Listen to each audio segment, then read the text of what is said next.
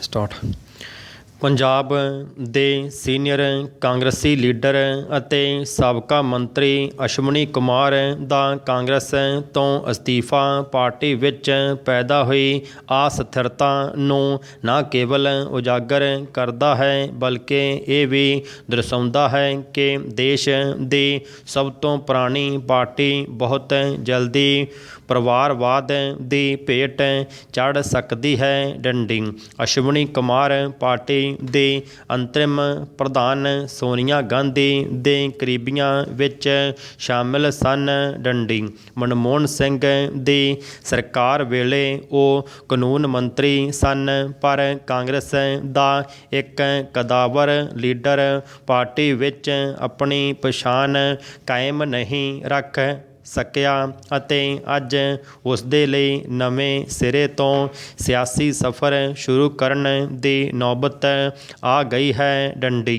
ਅਸ਼ਵਨੀ ਕੁਮਾਰ ਦਾ ਕਹਿਣਾ ਹੈ ਕਿ ਪਾਰਟੀ ਵਿੱਚ ਸੀਨੀਅਰ ਲੀਡਰਾਂ ਦੀ ਕੋਈ ਕਦਰ ਨਹੀਂ ਕਿਉਂਕਿ ਕੋਈ ਇਹਨਾਂ ਦੀ ਗੱਲ ਸੁਣਨ ਲਈ ਤਿਆਰ ਨਹੀਂ। ਡੰਡੀ।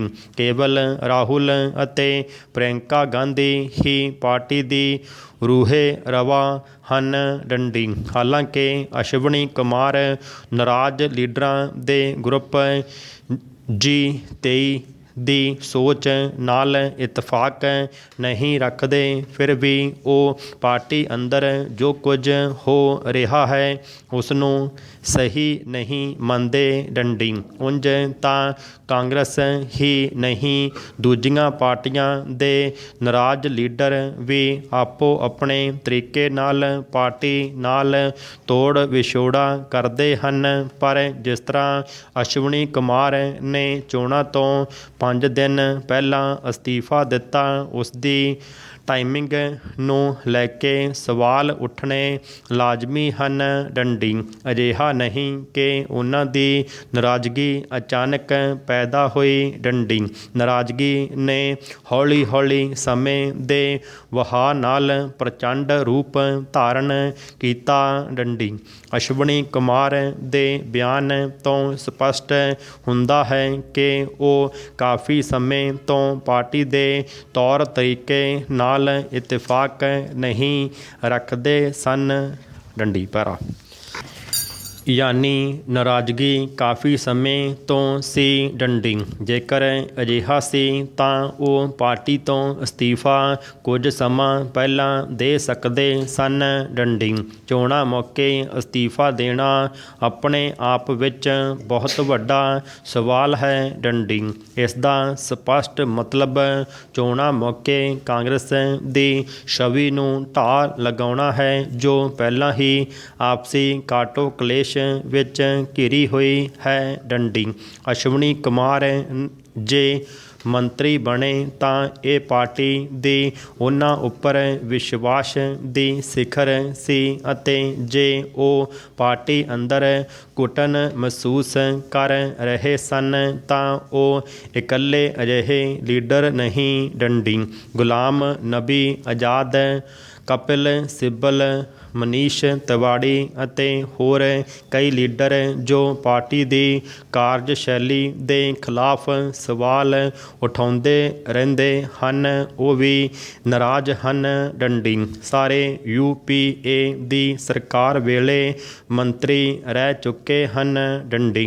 ਲੀਡਰਸ਼ਿਪ ਦੇ ਖਿਲਾਫ ਸਖਤ ਸਟੈਂਡ ਲੈਣ ਦੇ ਬਾਵਜੂਦ ਇਹ ਸਾਰੇ ਪਾਰਟੀ ਦੇ ਨਾਲ ਹਨ। ਡੰਡੀ। ਇਹਨਾਂ ਵਿੱਚੋਂ ਕਿਸੇ ਨੇ ਅਸਤੀਫਾ ਨਹੀਂ ਦਿੱਤਾ। ਡੰਡੀ। ਬੇਸ਼ੱਕ ਅਸ਼ਵਨੀ ਕੁਮਾਰ ਦਾ ਅਸਤੀਫਾ ਉਹਨਾਂ ਦਾ ਨਿੱਜੀ ਮਾਮਲਾ ਹੈ, ਫਿਰ ਵੀ ਇਸ ਦਾ ਸਮਾਂ ਸਿਆਸੀ ਨਜ਼ਰੀਏ ਤੋਂ ਬਹੁਤ ਮਾਇਨੇ ਰੱਖਦਾ ਹੈ। ਡੰਡੀ। ਉਸ ਵੇਲੇ ਇਸ ਦੀ ਅਹਿਮੀਅਤ ਹੋਰ ਵੱਧ ਜਾਂਦੀ ਹੈ ਜਦ ਉਹ ਕਹਿੰਦੇ ਹਨ ਕਿ ਉਹਨਾਂ ਨੇ ਸਾਰੇ ਵਿਕਲਪ ਖੁੱਲ੍ਹੇ ਰੱਖੇ ਹਨ। ਡੰਡੀ। ਯਾਨੀ ਉਹ ਕਿਸੇ ਹੋਰ ਪਾਰਟੀ ਵਿੱਚ ਸ਼ਾਮਿਲ ਹੋ ਸਕਦੇ ਹਨ। ਡੰਡੀ। ਇੱਥੇ ਇਹ ਕਹਿਣਾ ਸ਼ਾਇਦ ਗਲਤ ਨਹੀਂ ਹੋਵੇਗਾ ਕਿ ਅਸ਼ਵਨੀ ਕੁਮਾਰ ਵਰਗਾ ਇੱਕ ਸਥਾਪਿਤ ਲੀਡਰ ਕਿਸੇ ਸਥਾਪਿਤ ਪਾਰਟੀ ਵਿੱਚ ਹੀ ਜਾਣ ਬਾਰੇ ਸੋਚ ਸਕਦਾ ਹੈ ਅਤੇ ਉਹ ਪਾਰਟੀ ਭਾਜਪਾ ਤੋਂ ਸਿਵਾ ਕੋਈ ਹੋਰ ਨਹੀਂ ਹੋ ਸਕਦੀ। ਡੰਡੀ। ਜੇਕਰ ਉਹ ਵਿਕਲਪ ਖੁੱਲ੍ਹਾ ਰੱਖਣ ਦੀ ਗੱਲ ਨਾ ਕਰਦੇ ਤਾਂ ਮਾਮਲਾ ਇੱਥੇ ਹੀ ਸਮਾਪਤ ਹੋ ਜਾਂਦਾ, ਪਰ ਉਹਨਾਂ ਨੇ ਆਪਣੇ ਦਿਲ ਦੀ ਗੱਲ ਕਹਿ ਕੇ ਇਸ ਸ਼ੱਕ ਦੀ ਬੁਨਿਆਦ ਮਜ਼ਬੂਤ ਕਰ ਦਿੱਤੀ ਹੈ ਕਿ ਅਸਤੀਫਾ ਕਾਂਗਰਸ ਨੂੰ ਨੁਕਸਾਨ ਅਤੇ ਭਾਜਪਾ ਨੂੰ ਫਾਇਦਾ ਪਹੁੰਚਾਉਣ ਲਈ ਦਿੱਤਾ ਗਿਆ ਹੈ। ਡੰਡੀ। ਅਸ਼ਵਨੀ ਕੁਮਾਰ ਭਾਜਪਾ ਵਿੱਚ ਜਾਂਦੇ ਹਨ ਜਾਂ ਨਹੀਂ, ਹੁਣ ਇਹ ਸਵਾਲ ਕੋਈ ਮਾਇਨੇ ਨਹੀਂ ਰੱਖਦਾ ਕਿਉਂਕਿ ਉਹਨਾਂ ਦੇ ਅਸਤੀਫੇ ਦੀ ਟਾਈਮਿੰਗ ਨੇ ਹਰ ਸਵਾਲ ਦਾ ਜਵਾਬ ਦੇ ਦਿੱਤਾ ਹੈ। ਡੰਡੀ। ਇੱਥੇ ਅਸੀਂ ਇਹ ਜ਼ਰੂਰ ਕਹਿਣਾ ਚਾਹਾਂਗੇ ਕਿ ਪੁਰਾਣਾ ਰਿਸ਼ਤਾ ਜੇ ਨਿਭਾਉਣਾ ਮੁਸ਼ਕਲ ਹੋ ਜਾਵੇ ਤਾਂ ਉਸ ਨੂੰ ਇਸ ਤਰ੍ਹਾਂ ਤੋੜਿਆ ਜਾਵੇ ਕਿ ਉਸਦੇ ਟੁੱਟਣ ਦੀ ਆਵਾਜ਼ ਕਿਸੇ ਨੂੰ ਸੁਣਾਈ ਨਾ ਦੇਵੇ। ਡੰਡੀ। ਰਿਸ਼ਤੇ ਜੇਕਰ ਟੁੱਟਦੇ ਹਨ ਤਾਂ ਰਿਸ਼ਤੇ ਫਿਰ ਜੁੜ ਵੀ ਜਾਂਦੇ ਹਨ। ਡੰਡੀ। ਸਟਾਰਟ। ਗੱਲ ਕੁਝ ਕੁ ਸਾਲ ਪਹਿਲਾਂ ਦੀ ਹੈ, ਜਦੋਂ ਮੈਂ ਆਪਣੀ 12ਵੀਂ ਪੂਰੀ ਕਰਕੇ ਹਟਿਆ ਹੀ ਸੀ। ਡੰਡੀ। ਸਕੂਲ ਸਮੇਂ ਬਹੁਤ ਦੋਸਤ ਬਣਾਏ, ਥੋੜ੍ਹਿਆਂ ਨਾਲ ਮਨ ਮੁਟਾ ਵੀ ਰਹੇ ਅਤੇ ਇੱਕ ਮੁਟਿਆਰ ਨਾਲ ਦਿਲ ਦੀ ਸਾਂਝ ਵੀ ਪੈ ਗਈ ਸੀ। ਡੰਡੀ। ਬਹੁਤ ਛੋਟੀ ਉਮਰੇ, ਪਤਾ ਨਹੀਂ ਪਰਿਵਾਰਕ ਰਿਸ਼ਤਿਆਂ ਤੋਂ ਬਿਨਾਂ ਮੈਂ ਆਪਣੇ ਆਪ ਕਿੰਨੇ ਹੀ ਰਿਸ਼ਤੇ ਬਣਾ ਲਏ ਸੀ ਜੋ ਮੈਨੂੰ ਨਹੀਂ ਪਤਾ ਸਹੀ ਸੀ ਜਾਂ ਗਲਤ। ਡੰਡੀ। ਜਿਵੇਂ ਜਿਵੇਂ ਮੈਂ ਆਪਣੀ ਜ਼ਿੰਦਗੀ ਵਿੱਚ ਪੈਰ ਅੱਗੇ ਤੋਰਦਾ ਗਿਆ, ਉਵੇਂ ਹੀ ਕੋਈ ਨਾ ਕੋਈ ਰਿਸ਼ਤਾ ਮੇਰੇ ਨਾਲ ਟੁੱਟਦਾ ਗਿਆ। ਡੰਡੀ। ਪਹਿਲਾਂ ਪੜ੍ਹਾਈ ਪੂਰੀ ਕੀਤੀ ਤਾਂ ਜਿਨ੍ਹਾਂ ਨਾਲ ਸਕੂਲ 'ਚ ਮਨ ਮਿਟਾ ਸੀ ਉਹ ਰਿਸ਼ਤਾ ਖੁੱਸ ਗਿਆ ਕਿਉਂਕਿ ਸਕੂਲ ਵਿੱਚ ਕਿਸੇ ਛੋਟੀ ਮੋਟੀ ਚੀਜ਼ ਨੂੰ ਲੈ ਹੁੰਦਾ ਸੀ। ਡੰਡੀ। ਫੋਨ। ਨੈਕਸਟ। ਉਸ ਤੋਂ ਬਾਅਦ ਕੁਝ ਯਾਰ ਰੁਜ਼ਗਾਰ ਦੀ ਭਾਲ ਕਰਦੇ ਕਰਦੇ 7 ਸਮੁੰਦਰੋਂ ਪਾਰ ਚਲੇ ਗਏ। ਉਹ ਵੀ ਦੋਸਤੀ ਅੱਧ ਵਿਚਕਾਰ ਲਟਕ ਰਹੀ ਹੈ। ਡੰਡੀ। ਕਹਿਣ ਦਾ ਭਾਵ ਕਦੀ ਕਦੀ ਫੋਨ 'ਤੇ ਗੱਲ ਹੋ ਜਾਂਦੀ ਹੈ, ਸਾਲ 'ਚ 1-2 ਵਾਰ। ਡੰਡੀ। ਫਿਰ ਇੱਕ ਮੁਟਿਆਰ ਸੀ ਜਿਸ ਨਾਲ 7-8 ਸਾਲਾਂ 'ਚ ਦਿਲ ਤੋਂ ਬਹੁਤ ਗੂੜ੍ਹਾ ਰਿਸ਼ਤਾ ਬਣਿਆ ਸੀ। ਇੱਕ ਦਿਨ ਉਹ ਵੀ ਰਿਸ਼ਤਾ ਖ਼ਤਮ ਕਰ ਕਿਸੇ ਨਵੇਂ ਰਿਸ਼ਤੇ ਵਿੱਚ ਜੁੜ ਗਈ। ਭਾਵੇਂ ਸਾਨੂੰ ਦੋਵਾਂ ਨੂੰ ਦਰਦ ਇੱਕੋ ਜਿਹਾ ਸੀ, ਉਸ ਦੀ ਵੀ ਮਜਬੂਰੀ ਸੀ, ਪਰ ਸਾਡਾ ਇਹ ਰਿਸ਼ਤਾ ਅਧੂਰਾ ਹੀ ਖ਼ਤਮ ਹੋ ਗਿਆ। ਡੰਡੀ। ਮੈਂ ਸੋਚਦਾ ਰਿਹਾ ਕਿ ਜੇ ਰਿਸ਼ਤੇ ਅਧੂਰੇ ਹੀ ਰਹਿਣੇ ਸੀ, ਮੈਂ ਬਣਾਏ ਹੀ ਕਿਉਂ। ਡੰਡੀ।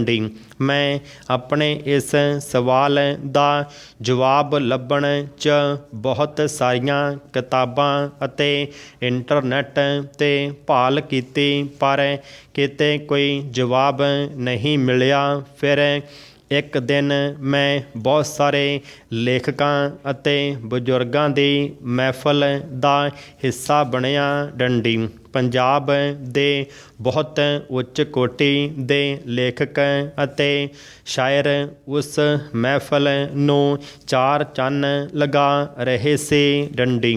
ਕੁਝ ਨੇ ਸਮਾਜਿਕ ਅਤੇ ਕੁਝ ਨੇ ਪਿਆਰ ਦੀ ਦਾਸਤਾਨ ਬਾਰੇ ਉਸ ਮਹਿਫਲ 'ਚ ਚਰਚਾ ਕੀਤੀ। ਡੰਡੀ। ਮੈਂ ਡਰਦੇ ਡਰਦੇ ਨੇ ਹੌਸਲਾ ਕਰ ਆਪਣਾ ਸਵਾਲ ਪੁੱਛ ਹੀ ਲਿਆ ਕਿ ਅਸੀਂ ਅਜਿਹੇ ਰਿਸ਼ਤੇ ਕਿਉਂ ਬਣਾਉਂਦੇ ਹਾਂ ਜੋ ਕਦੀ ਪੂਰੇ ਨਹੀਂ ਹੋਣੇ ਡੰਡੀ।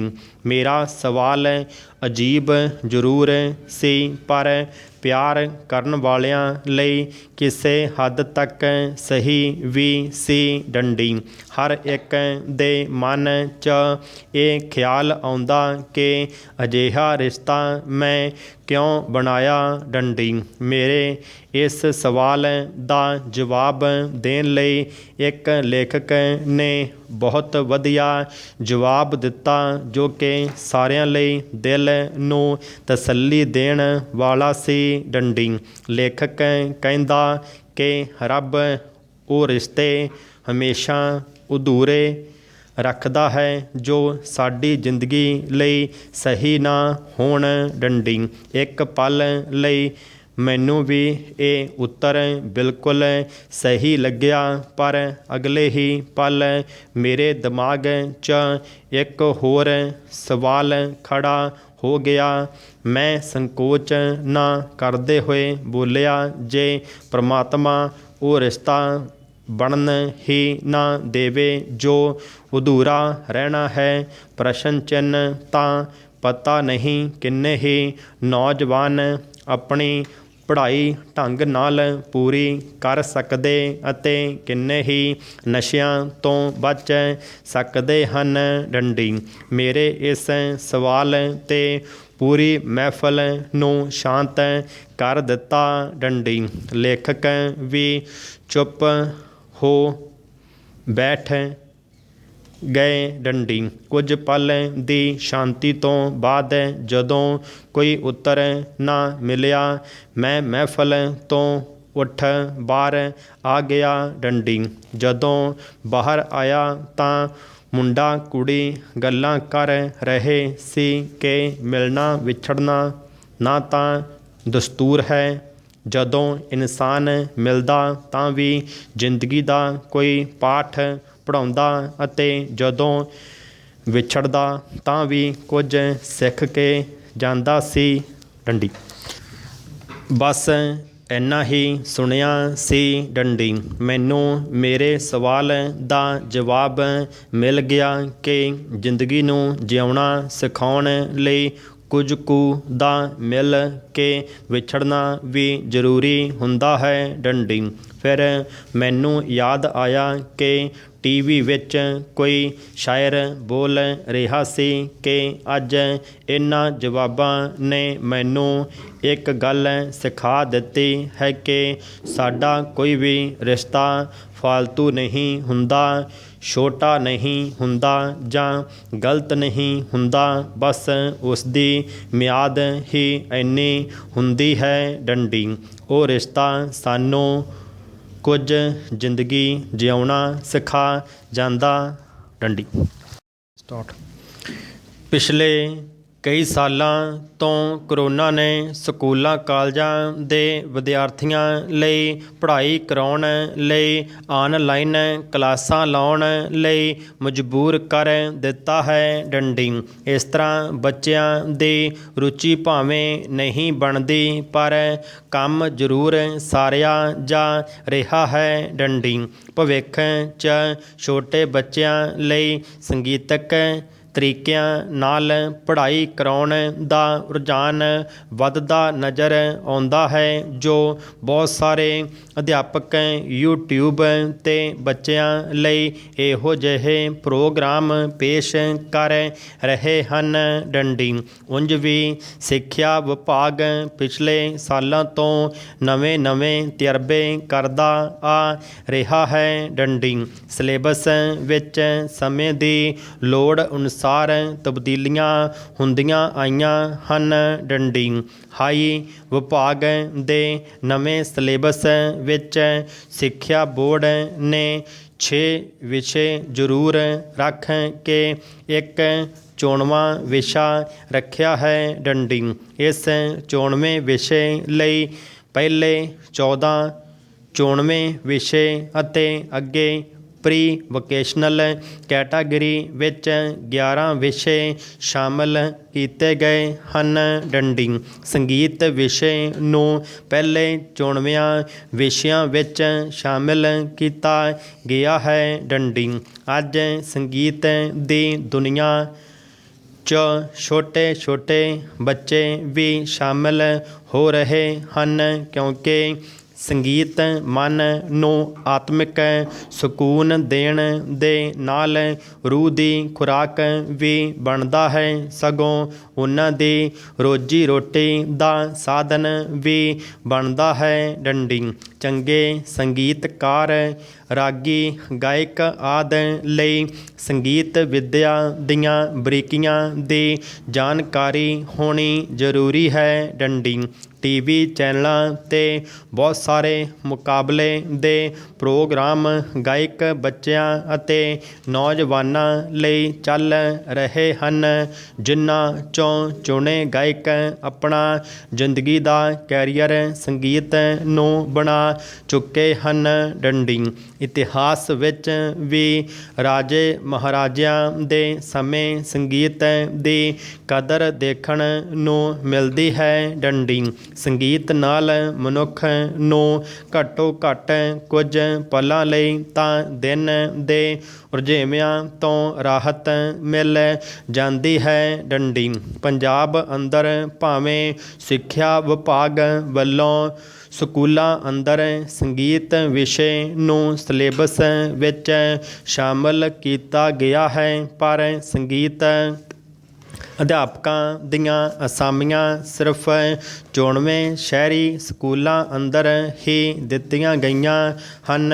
ਡੰਡੀ ਇਸ ਲਈ ਪਿੰਡਾਂ ਦੇ ਬੱਚਿਆਂ ਅੰਦਰਲੀ ਕਲਾ ਨੂੰ ਉਜਾਗਰ ਕਰਨ ਦਾ ਉਹਨਾਂ ਨੂੰ ਮੌਕਾ ਨਹੀਂ ਦਿੱਤਾ ਜਾਂਦਾ। ਹੋ ਸਕਦਾ ਇਹਨਾਂ ਵਿੱਚੋਂ ਕਿੰਨੇ ਹੀ ਬੱਚੇ ਸੰਗੀਤਕਾਰ ਬਣ ਸਕਦੇ ਹੋਣ। ਡੰਡੀ ਸਰਕਾਰ ਉਂਝ ਤਾਂ ਰੁਜ਼ਗਾਰ ਦੇ ਮੌਕੇ ਪੈਦਾ ਕਰਨ ਤੋਂ ਅਸਮਰੱਥ ਜਾਪਦੀ ਹੀ ਹੈ, ਜੋ ਮੌਕੇ ਆਪਣੇ ਆਪ ਹੀ ਬੱਚੇ ਨੂੰ ਮਿਲਦੇ ਹੋਣ, ਉਹਨਾਂ ਨੂੰ ਸਾਰੇ ਬੱਚਿਆਂ ਨੂੰ ਦੇਣ ਵਿੱਚ ਕੀ ਹਰਜ ਹੈ। ਡੰਡੀ 6ਵੀਂ ਤੋਂ 8ਵੀਂ ਤੱਕ ਸਿਲੇਬਸ ਵਿੱਚ ਸਿੱਖਿਆ ਬੋਰਡ ਵੱਲੋਂ ਸੰਗੀਤ ਗਾਇਨ ਅਤੇ ਸੰਗੀਤ ਵਾਦਨ ਵਿਸ਼ੇ ਹੋਰਾਂ ਵਿਸ਼ਿਆਂ ਨਾਲ ਸ਼ਾਮਲ ਕੀਤੇ ਗਏ ਹਨ, ਪਰ ਸਕੂਲਾਂ ਵਿੱਚ ਪੜ੍ਹਾਉਣ ਲਈ ਸੰਗੀਤ ਅਧਿਆਪਕਾਂ ਦਾ ਕੋਈ ਪ੍ਰਬੰਧ ਹੀ ਨਹੀਂ। ਡੰਡੀ 9ਵੀਂ ਅਤੇ 10ਵੀਂ ਦੇ ਨਵੇਂ ਸਿਲੇਬਸ ਵਿੱਚ ਜਿਵੇਂ ਸੰਗੀਤ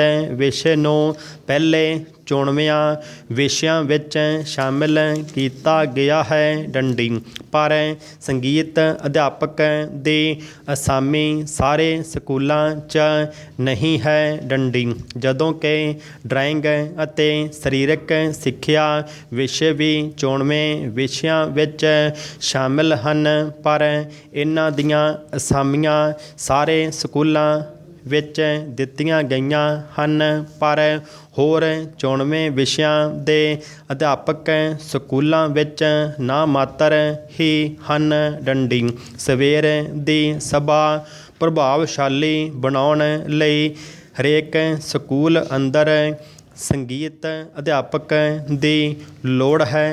ਡੰਡੀ ਸਟਾਰਟ ਬੱਚਿਆਂ ਦੇ ਪੜ੍ਹਾਈ ਦੇ ਬੋਝ ਨੂੰ ਦਿਮਾਗ ਤੋਂ ਹਲਕਾ ਕਰਨ ਲਈ ਡਰਾਇੰਗ ਵਿਸ਼ੇ ਦੀ ਤਰ੍ਹਾਂ ਸੰਗੀਤ ਇੱਕ ਲਾਹੇਵੰਦ ਵਿਸ਼ਾ ਹੈ। ਡੰਡੀ ਸੰਗੀਤਕ ਧੁਨੀਆਂ ਨਾਲ ਬੱਚੇ ਨੂੰ ਟਿਕਾਊ ਗਿਆਨ ਆਸਾਨੀ ਨਾਲ ਦਿੱਤਾ ਜਾ ਸਕਦਾ ਹੈ, ਜੋ ਕਿ ਸੰਗੀਤ ਅਧਿਆਪਕ ਹੀ ਦੇ ਸਕਦਾ ਹੈ। ਡੰਡੀ ਇਸ ਤਰ੍ਹਾਂ ਦੀ ਕੋਸ਼ਿਸ਼ ਕਰਦੇ ਹੋਏ ਲੁਧਿਆਣੇ ਜ਼ਿਲ੍ਹੇ ਦੇ ਰਾਸ਼ਟਰੀ ਅਵਾਰਡ ਪ੍ਰਾਪਤ ਅਧਿਆਪਕ ਕਰਮਜੀਤ ਸਿੰਘ ਗਰੇਵਾਲ ਨੇ ਗੀਤਾਂ ਰਾਹੀਂ ਬੱਚਿਆਂ ਨੂੰ ਸਿੱਖਿਆ ਦੇਣ ਦਾ ਵਧੀਆ ਉਪਰਾਲਾ ਕਰ ਰਹੇ ਹਨ।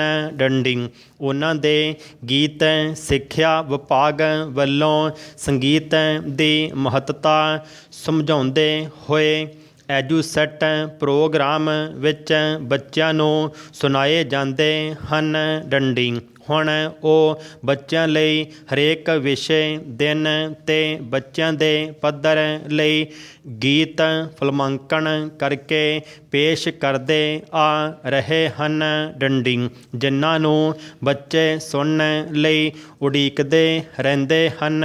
ਡੰਡੀ ਕਰੋਨਾ ਦੌਰਾਨ ਆਨਲਾਈਨ ਬੱਚਿਆਂ ਨੂੰ ਪੜ੍ਹਾਉਣ ਲਈ ਅਧਿਆਪਕ ਆਪਣੀ ਡਿਊਟੀ ਤਾਂ ਨਿਭਾ ਰਹੇ ਹਨ, ਪਰ ਬੱਚਿਆਂ ਦੀ ਰੁਚੀ ਬਹੁਤੀ ਨਹੀਂ ਬਣ ਰਹੀ। ਡੰਡੀ ਪਰ ਕਈ ਅਧਿਆਪਕ ਬੱਚਿਆਂ ਨੂੰ ਕੋਈ ਨਾ ਕੋਈ ਸੰਦੇਸ਼ ਦੇਣ ਲਈ ਕਵਿਤਾਵਾਂ ਗੀਤ ਗਾ ਕੇ ਟੀਚਰਜ਼ ਗਰੁੱਪਾਂ ਵਿੱਚ ਪਾ ਰਹੇ ਹਨ, ਜੋ ਵਧੀਆ ਗੱਲ ਹੈ। ਡੰਡੀ ਇਸ ਤਰ੍ਹਾਂ ਛੋਟੇ ਬੱਚਿਆਂ ਲਈ ਪ੍ਰਾਈਵੇਟ ਸਕੂਲ ਪਹਿਲਾਂ ਹੀ ਪਲੇ ਸਕੂਲਾਂ ਤੋਂ ਹੀ ਗੀਤ ਗਾ ਕੇ ਮਿਊਜ਼ਿਕ ਰਾਹੀਂ ਕੋਈ ਪੇਸ਼ਕਾਰੀ ਪੇਸ਼ ਕਰਦੇ ਰਹਿੰਦੇ ਹਨ, ਜਿਸ ਨੂੰ ਬੱਚੇ ਜਲਦੀ ਸਿੱਖਦੇ ਹਨ ਅਤੇ ਪਸੰਦ ਵੀ ਕਰਦੇ ਹਨ। ਡੰਡੀ ਮਹਿਕਮੇ ਵੱਲੋਂ ਹਰੇਕ ਸਾਲ ਬੱਚਿਆਂ ਦੀ ਬਹੁਪੱਖੀ ਅੰਦਰੂਨੀ ਅਤੇ ਬਾਹਰੀ ਸ਼ਖਸੀਅਤ ਨਿਖਾਰਨ ਲਈ ਵਿੱਦਿਅਕ ਮੁਕਾਬਲੇ ਕਰਵਾਏ ਜਾਂਦੇ ਹਨ।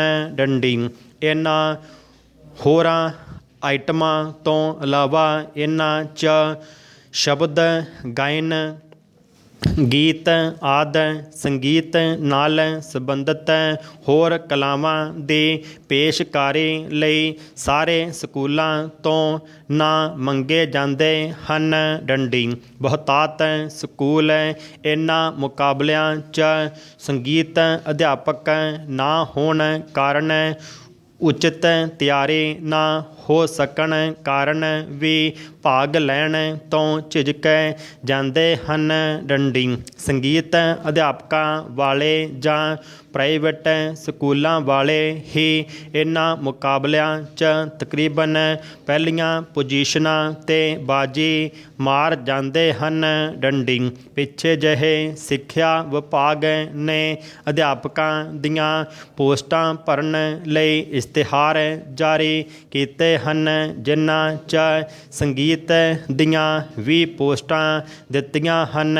ਉਹ ਵੀ ਪਹਿਲੀ ਵਾਰ ਟੈਟ ਪਾਸ ਦੀ ਸ਼ਰਤ ਲਾ ਦਿੱਤੀ ਹੈ, ਜਦੋਂ ਕਿ ਇਹਨਾਂ ਅਧਿਆਪਕਾਂ ਦੀ ਪਿਛਲੀ ਭਰਤੀ ਬਿਨਾਂ ਟੈਟ ਤੋਂ ਸਿਰਫ ਵਿਸ਼ੇ ਦਾ ਟੈਸਟ ਲੈ ਕੇ ਹੋਈ ਸੀ। ਡੰਡੀ ਹੁਣ ਜਦੋਂ ਵਿਭਾਗ ਨੇ ਜੇਕਰ ਟੈਟ ਦੀ ਸ਼ਰਤ ਲਾਉਣੀ ਸੀ ਤਾਂ ਪਹਿਲਾਂ ਇਸ ਸੰਬੰਧੀ ਪਬਲਿਕ ਨੋਟਿਸ ਦੇ ਕੇ ਸੰਬੰਧਿਤ ਅਧਿਆਪਕਾਂ ਨੂੰ ਟੈਟ ਪਾਸ ਕਰਨ ਦਾ ਮੌਕਾ ਦਿੱਤਾ ਜਾਣਾ ਸੀ। ਡੰਡੀ ਇਸ ਤਰ੍ਹਾਂ ਨਾ ਹੀ ਟੈਟ ਦੇ ਸਿਲੇਬਸ ਵਿੱਚ ਸੰਗੀਤ ਦਾ ਵਿਸ਼ਾ ਸ਼ਾਮਿਲ ਹੈ ਤਾਂ ਕੋਈ ਟੈਟ ਦੀ ਤੁੱਕ ਨਹੀਂ ਬਣਦੀ। ਡੰਡੀ ਇਸ ਬਾਰੇ ਮਹਿਕਮੇ ਨੂੰ ਇਸ ਵਿਸ਼ੇ ਨੂੰ ਪਹਿਲਾਂ ਦੀ ਤਰ੍ਹਾਂ ਟੈਟ ਤੋਂ ਛੋਟ ਦੇ ਕੇ ਵਿਸ਼ੇ ਦਾ ਹੀ ਪੇਪਰ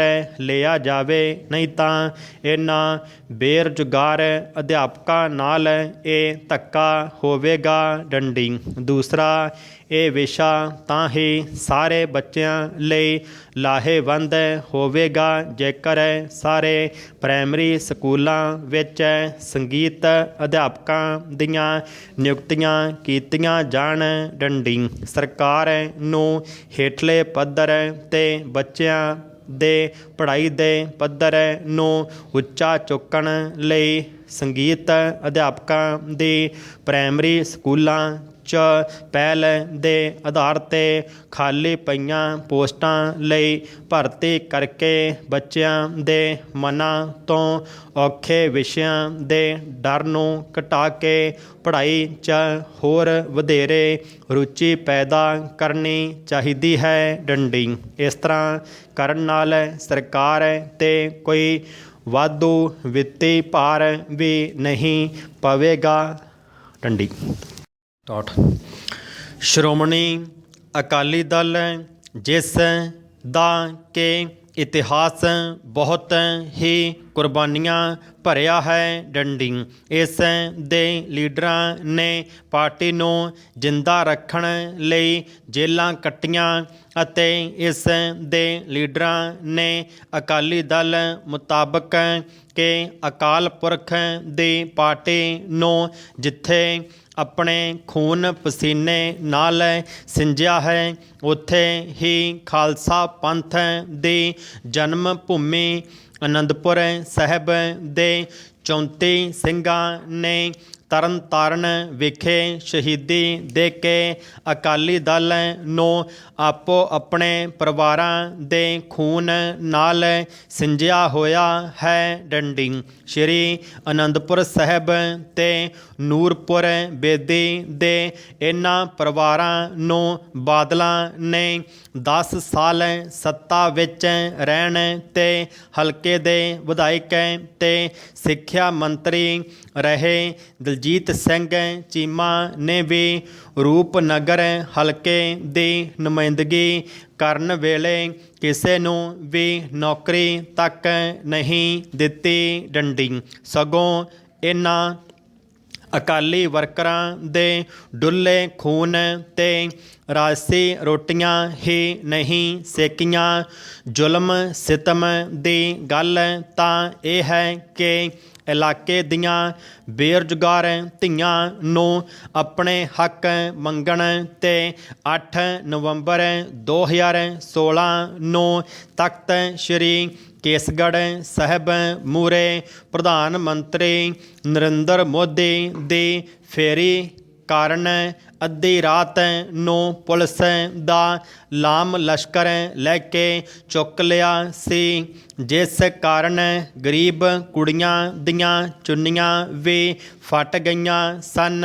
ਡੰਡੀ ਇਹ ਉਹੀ ਤਖਤ ਸ੍ਰੀ ਕੇਸਗੜ੍ਹ ਸਾਹਿਬ ਹੈ ਜਿੱਥੇ 13 ਅਪ੍ਰੈਲ 1699 ਨੂੰ ਵਿਸਾਖੀ ਵਾਲੇ ਦਿਨ ਸ੍ਰੀ ਗੁਰੂ ਗੋਬਿੰਦ ਸਿੰਘ ਜੀ ਨੇ ਖਾਲਸਾ ਪੰਥ ਨੂੰ ਜ਼ੁਲਮ ਦੇ ਖਿਲਾਫ ਲੜਨ ਲਈ ਤਿਆਰ ਕੀਤਾ ਸੀ ਤਾਂ ਅਕਾਲੀ ਦਲ ਨੇ ਇੱਥੇ ਹੀ ਪੰਜਾਬ ਦੀਆਂ ਨਿਹੱਥੀਆਂ ਧੀਆਂ ਨਾਲ ਜ਼ੁਲਮ ਕਰਕੇ ਕੀ ਸੰਦੇਸ਼ ਦਿੱਤਾ ਸੀ। ਡੰਡੀ ਹੁਣ ਅਕਾਲੀ ਦਲ ਬਾਦਲ ਸੀ ਸ੍ਰੀ ਅਨੰਦਪੁਰ ਸਾਹਿਬ ਦੀ ਸੀਟ 'ਤੇ ਚੋਣ ਨਾ ਲੜਨ ਤੋਂ ਮੁਨਕਰ ਹੋ ਗਿਆ।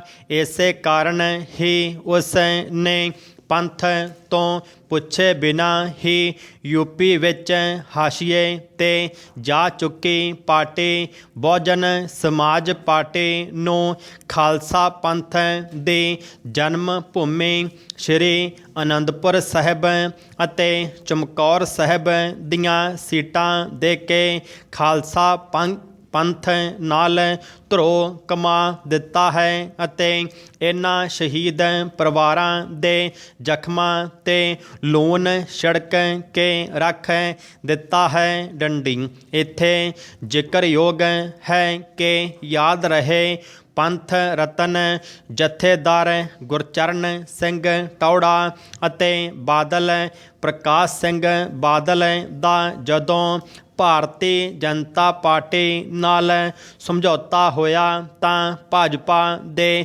ਚੋਟੀ ਦੇ ਨੇਤਾ ਲਾਲ ਕ੍ਰਿਸ਼ਨ ਅਡਵਾਨੀ ਜਿਹੜੇ ਬਾਅਦ ਵਿੱਚ ਦੇਸ਼ ਦੇ ਗ੍ਰਹਿ ਮੰਤਰੀ ਬਣੇ ਨੇ। ਜਦੋਂ ਚੋਟੀ ਦੇ ਭਾਜਪਾ ਨੇਤਾ ਸ਼੍ਰੀ ਅਟਲ ਬਿਹਾਰੀ ਵਾਜਪਾਈ, ਜਿਹੜੇ ਬਾਅਦ ਵਿੱਚ ਦੇਸ਼ ਦੇ 3 ਵਾਰ ਪ੍ਰਧਾਨ ਮੰਤਰੀ ਬਣੇ, ਦੀ ਹਾਜ਼ਰੀ ਵਿੱਚ ਸ਼੍ਰੀ ਅਨੰਦਪੁਰ ਸਾਹਿਬ ਦੀ ਸੀਟ ਅਕਾਲੀ ਦਲ ਤੋਂ ਮੰਗੀ ਤਾਂ ਜਥੇਦਾਰ ਗੁਰਚਰਨ ਸਿੰਘ ਟੌੜਾ, ਪ੍ਰਧਾਨ ਸ਼੍ਰੋਮਣੀ ਗੁਰਦੁਆਰਾ ਪ੍ਰਬੰਧਕ ਕਮੇਟੀ, ਉੱਠ ਕੇ ਖੜ੍ਹੇ ਹੋ ਗਏ ਤਾਂ ਸਾਨੂੰ ਇਹ ਸਮਝੌਤਾ ਮਨਜ਼ੂਰ ਨਹੀਂ ਅਤੇ ਸ਼੍ਰੋਮਣੀ ਅਕਾਲੀ ਦਲ ਦੇ ਪ੍ਰਧਾਨ ਅਤੇ ਸਾਬਕਾ ਮੁੱਖ ਮੰਤਰੀ ਪ੍ਰਕਾਸ਼ ਸਿੰਘ ਬਾਦਲ ਨੇ ਟੌੜਾ ਸਾਹਿਬ ਨੂੰ ਬਿਠਾਇਆ ਤਾਂ ਟੌੜਾ ਸਾਹਿਬ ਨੇ ਤਰਕ ਦਿੱਤਾ ਕਿ ਤੁਸੀਂ ਸਾਨੂੰ ਹਰਿਦੁਆਰ ਦੀ ਸੀਟ ਦੇ ਦੇਵੋਗੇ ਤਾਂ ਅਸੀਂ ਤੁਹਾਨੂੰ ਅਨੰਦਪੁਰ ਸਾਹਿਬ ਦੀ ਸੀਟ ਛੱਡਣ ਲਈ ਵੀ ਤਿਆਰ ਹਾਂ। ਡੰਡੀ। ਇਹ ਲਫ਼ਜ਼ ਜਦੋਂ ਟੌੜਾ ਸਾਹਿਬ ਦੇ ਮੂੰਹੋਂ ਨਿਕਲੇ ਤਾਂ ਵਾਜਪਾਈ ਅਡਵਾਨੀ ਸ਼ਰਮਿੰਦਾ ਹੋ ਗਏ ਅਤੇ ਹਰਿਦੁਆਰ ਦੀ ਸੀਟ ਹਿੰਦੂ ਹੋਣ ਕਾਰਨ ਦੇਣ ਲਈ ਕਿਹਾ ਤਾਂ ਜਥੇਦਾਰ ਟੌੜਾ ਸਾਹਿਬ ਨੇ ਕਿਹਾ ਕਿ ਇਸੇ ਤਰ੍ਹਾਂ ਅਸੀਂ ਸਿੱਖ ਪੰਥ ਦਾ ਮੱਕਾ ਹੋਣ ਕਾਰਨ ਅਨੰਦਪੁਰ ਸਾਹਿਬ ਸੀਟ ਵੀ ਨਹੀਂ ਦੇ ਸਕਦੇ। ਉਹਨਾਂ ਨੇ ਅਨੰਦਪੁਰ ਸਾਹਿਬ ਦੀ ਬਜਾਏ ਨੰਗਲ ਸੀਟ ਲੈ ਲਈ, ਜਿੱਥੋਂ ਮਦਨ ਮੋਹਨ ਮਿੱਤਲ ਵਿਧਾਇਕ ਬਣ ਕੇ ਅਕਾਲੀ ਸਰਕਾਰ ਵਿੱਚ ਮੰਤਰੀ ਵੀ ਰਹੇ। ਡੰਡੀ। 21ਵੀਂ ਸਦੀ ਦੇ ਸ਼ੋਰ ਸ਼ਰਾਬੇ ਨਾਲ 20ਵੀਂ ਸਦੀ ਸਹਿਮ ਗਈ ਹੈ। ਡੰਡੀ। 21ਵੀਂ ਸਦੀ ਦੇ ਉਦਘਾਟਨ ਦੀ ਚਹਿਲ ਪਹਿਲ ਦੇ ਹੰਗਾਮੇ ਨੂੰ ਨਾ ਸਹਾਰਦੇ ਹੋਏ ਇਸ ਨੂੰ ਆਪਣੇ ਸਾਹ ਰੋਕਣ ਵਿੱਚ ਕਠਿਨਾਈ ਹੋਈ ਹੈ। ਡੰਡੀ। ਇਸ ਸਦੀ ਦੌਰਾਨ ਮਿਲੇ ਸੁੱਖ ਦੁੱਖ ਦੀ ਹਰ ਘਟਨਾ ਬਾਰੇ ਨਿਰਪੱਖ ਭਾਵਨਾ ਅਤੇ ਹਮਦਰਦੀ ਨਾਲ ਵਿਚਾਰ ਕਰਨੀ ਚਾਹੀਦੀ ਹੈ। ਡੰਡੀ। ਇਹ ਹਾਰਦਿਕ ਖੁਸ਼ੀ ਦੀ ਗੱਲ ਹੈ ਕਿ ਇਸ ਨੂੰ ਗਤੀਸ਼ੀਲ ਅਤੇ ਗਿਆਨ ਦੀ ਸਦੀ ਕਿਹਾ ਜਾਂਦਾ ਹੈ। ਡੰਡੀ। ਇਸ ਦਾ ਕਾਰਨ ਇਹ ਹੈ ਕਿ ਇਸ ਦੌਰਾਨ ਅਨੇਕਾਂ ਦੇਸ਼ਾਂ ਸਿਰ ਆਜ਼ਾਦੀ ਦਾ ਸਿਹਰਾ ਸਜਿਆ ਅਤੇ ਜਨਤਾ ਆਪੋ ਆਪਣੇ ਦੇਸ਼ ਦੀ ਹੋਣਹਾਰ ਹਾਕਮ ਬਣੀ। ਡੰਡੀ। ਇਸੇ ਦੌਰਾਨ ਅਤਿਅੰਤ ਵਿਗਿਆਨਕ ਉੱਨਤੀ ਹੋਈ ਹੈ ਅਤੇ ਮਨੁੱਖ ਨੂੰ ਹਜ਼ਾਰਾਂ ਸਹੂਲਤਾਂ ਸਹਿਲ ਢੰਗ ਨਾਲ ਮਿਲ ਗਈਆਂ ਹਨ। ਡੰਡੀ। ਇਸ ਦੇ ਸਿੱਟੇ ਵਜੋਂ ਜੀਵਨ ਵਿੱਚ ਸੁਹਜ ਅਤੇ ਸੁਹੱਪਣ ਆਇਆ ਹੈ ਅਤੇ ਰਹਿਣ ਸਹਿਣ ਵਿੱਚ ਵੱਡੇ ਪੈਮਾਨੇ 'ਤੇ ਸੁਧਾਰ ਹੋਇਆ। ਡੰਡੀ। ਦੂਜੇ ਪਾਸੇ ਇਹ ਮਨੁੱਖੀ ਤਬਾਹੀ ਦੀ ਕਹਾਣੀ ਵੀ ਕਹਿੰਦੀ ਹੈ। ਡੰਡੀ। ਇਸ ਸਦੀ ਵਿੱਚ 2 ਸੰਸਾਰ ਯੁੱਧ ਹੋਏ, ਪਰਮਾਣੂ ਬੰਬਾਂ ਦੀ ਵਰਤੋਂ ਹੋਈ ਅਤੇ ਅਨੇਕਾਂ ਦੇਸ਼ਾਂ ਉੱਪਰ ਹਮਲੇ ਹੋਏ, ਜਿਨ੍ਹਾਂ ਕਰਕੇ ਮਨੁੱਖਤਾ ਨੂੰ ਸਹਿਮ ਦੇ ਮਾਹੌਲ ਵਿੱਚ ਦੁੱਖ ਸਹਾਰਨੇ ਪਏ। ਡੰਡੀ। ਭਾਰਤ ਨੂੰ ਆਜ਼ਾਦੀ ਦੇ ਨਾਲ ਨਾਲ ਦੇਸ਼ ਦਾ ਉਜਾੜਾ ਵੀ ਸਹਿਣ ਕਰਨਾ ਪਿਆ, ਜਿਸ ਕਾਰਨ ਲੋਕਾਂ ਨੂੰ ਸਾਹਸ ਅਤੇ ਸਹਿਣ ਸ਼ਕਤੀ ਦੀ ਕਰੜੀ ਪ੍ਰੀਖਿਆ ਦੇਣੀ ਪਈ। ਡੰਡੀ। ਵੇਖਦੇ ਹਾਂ 21ਵੀਂ ਸਦੀ ਵਿੱਚ ਸਹਿਕਾਰੀ ਨੀਤੀ ਇੱਕ ਦੂਜੇ ਦੀ ਸਹਾਇਤਾ ਕਰਨ ਵਿੱਚ ਕਿੰਨੀ ਕੁ ਸਹਾਇਕ ਸਿੱਧ ਹੁੰਦੀ ਹੈ। ਡੰਡੀ। ਪੈਰਾ। ਭਾਰਤ ਵਿੱਚ ਰੁਜ਼ਗਾਰ ਦੀ ਸਮੱਸਿਆ ਬੜੀ ਕਠਿਨ ਸਮੱਸਿਆ ਹੈ। ਡੰਡੀ। ਅਨੇਕਾਂ ਹੋਣਹਾਰ ਨੌਜਵਾਨ ਵਿਹਲੇ ਫਿਰਦੇ ਹਨ, ਜਿਨ੍ਹਾਂ ਨੇ ਕਿਸੇ ਨਾ ਕਿਸੇ ਕੰਮ ਦੀ ਮਹਿੰਗੀ ਅਤੇ ਔਖੀ ਸਿਖਲਾਈ ਲੈਣ ਵਿੱਚ ਕਿੰਨੇ ਹੀ ਸਾਲ ਲਗਾਏ ਹਨ। ਡੰਡੀ। ਅੱਜ ਕੱਲ੍ਹ ਦੇ ਮਾਹੌਲ ਵਿੱਚ ਨਾ ਤਾਂ ਰੁਜ਼ਗਾਰ ਹਾਸਲ ਕਰਨਾ ਸੌਖਾ ਹੈ ਅਤੇ ਨਾਹੀ। ਬੇਰੁਜ਼ਗਾਰੀ ਨੂੰ ਸਹਾਰਨਾ ਆਸਾਨ ਹੈ ਡੰਡੀ। ਬਹੁਤਾ ਕਰਕੇ ਇਸ ਦਾ ਸਿਹਰਾ ਆਬਾਦੀ ਦੇ ਵਾਧੇ ਨੂੰ ਜਾਂਦਾ ਹੈ ਡੰਡੀ। ਦੇਸ਼ ਦੇ ਹਾਕਮ ਜਦੋਂ ਕਿਸੇ ਉਦਘਾਟਨ ਜਾਂ ਸਮਾਗਮ ਸਮੇਂ ਆਪਣੇ ਵਿਚਾਰ ਜਨਤਾ ਅੱਗੇ ਪੇਸ਼ ਕਰਦੇ ਹਨ ਤਾਂ ਹਰੇਕ ਦੇ ਭਾਸ਼ਣ ਵਿੱਚ ਜਨਤਾ ਲਈ ਹਮਦਰਦੀ ਭਰੀ ਹੁੰਦੀ ਹੈ, ਪਰ ਉਹਨਾਂ ਦੀ ਇਹ ਹਾਰਦਿਕ ਇੱਛਾ ਥੋੜ੍ਹੇ ਸਮੇਂ ਦੀ ਹੁੰਦੀ ਹੈ, ਕਿਉਂਕਿ ਸਹੀ ਸਹਾਇਤਾ ਲਈ ਜਿਸ ਤਰ੍ਹਾਂ ਦੇ ਸਾਧਨਾਂ ਦੀ ਲੋੜ ਹੈ ਉਹ ਸਾਡੇ ਪਾਸ ਪੂਰੇ ਨਹੀਂ ਹਨ ਡੰਡੀ। ਇਸ ਦੇ ਸਿੱਟੇ ਵਜੋਂ ਸਾਡੇ ਸੁਪਨਿਆਂ ਦੇ ਮਹਿਲ ਹੌਲੀ ਹੌਲੀ ਢੇਰੀ ਹੋ ਜਾਂਦੇ ਹਨ ਡੰਡੀ। ਬੇਰੁਜ਼ਗਾਰੀ ਕਾਰਨ ਮਨੁੱਖ ਦੇ ਸੁਹਜ ਸਵਾਦ ਅਤੇ ਰਹਿਣ ਸਹਿਣ ਉੱਪਰ ਬੜਾ ਮਾੜਾ ਅਸਰ ਹੁੰਦਾ ਹੈ ਡੰਡੀ। ਬਹੁਤ ਸਾਰੇ ਨੌਜਵਾਨ ਨਿਰਾਸ਼ਾ ਦੇ ਹਮਲੇ ਦਾ ਸ਼ਿਕਾਰ ਹੋ ਜਾਂਦੇ ਹਨ ਅਤੇ ਹਨੇਰੇ ਰਾਹਾਂ ਵਿੱਚ ਗੁੰਮ ਹੋ ਜਾਂਦੇ ਹਨ ਡੰਡੀ। ਉਹਨਾਂ ਦੇ ਜੀਵਨ ਦੀ ਚਹਿਲ ਅਤੇ ਪਹਿਲ ਮੁੱਕ ਜਾਂਦੀ ਹੈ ਡੰਡੀ। ਇਹ ਇਹੋ ਜਿਹੀ ਕਹਾਣੀ ਹੈ ਜਿਸ ਨਾਲ ਸਮਾਜ ਦੇ ਸੁਹੱਪਣ ਨੂੰ ਕਲੰਕ ਲੱਗਦਾ ਹੈ ਡੰਡੀ। ਇਸ ਹਨੇਰੇ ਵਿੱਚੋਂ ਨਿਕਲਣ ਲਈ ਰਾਸ਼ਟਰੀ ਸਾਹਸ, ਸਹਿਯੋਗ ਅਤੇ ਸਹਿਕਾਰੀ ਭਾਵਨਾ ਦੇ ਨਾਲ ਨਾਲ ਗਹਿਰਾਈ ਨਾਲ ਸਕੀਮਾਂ ਬਣਾਉਣ ਦੀ ਲੋੜ ਹੈ ਡੰਡੀ।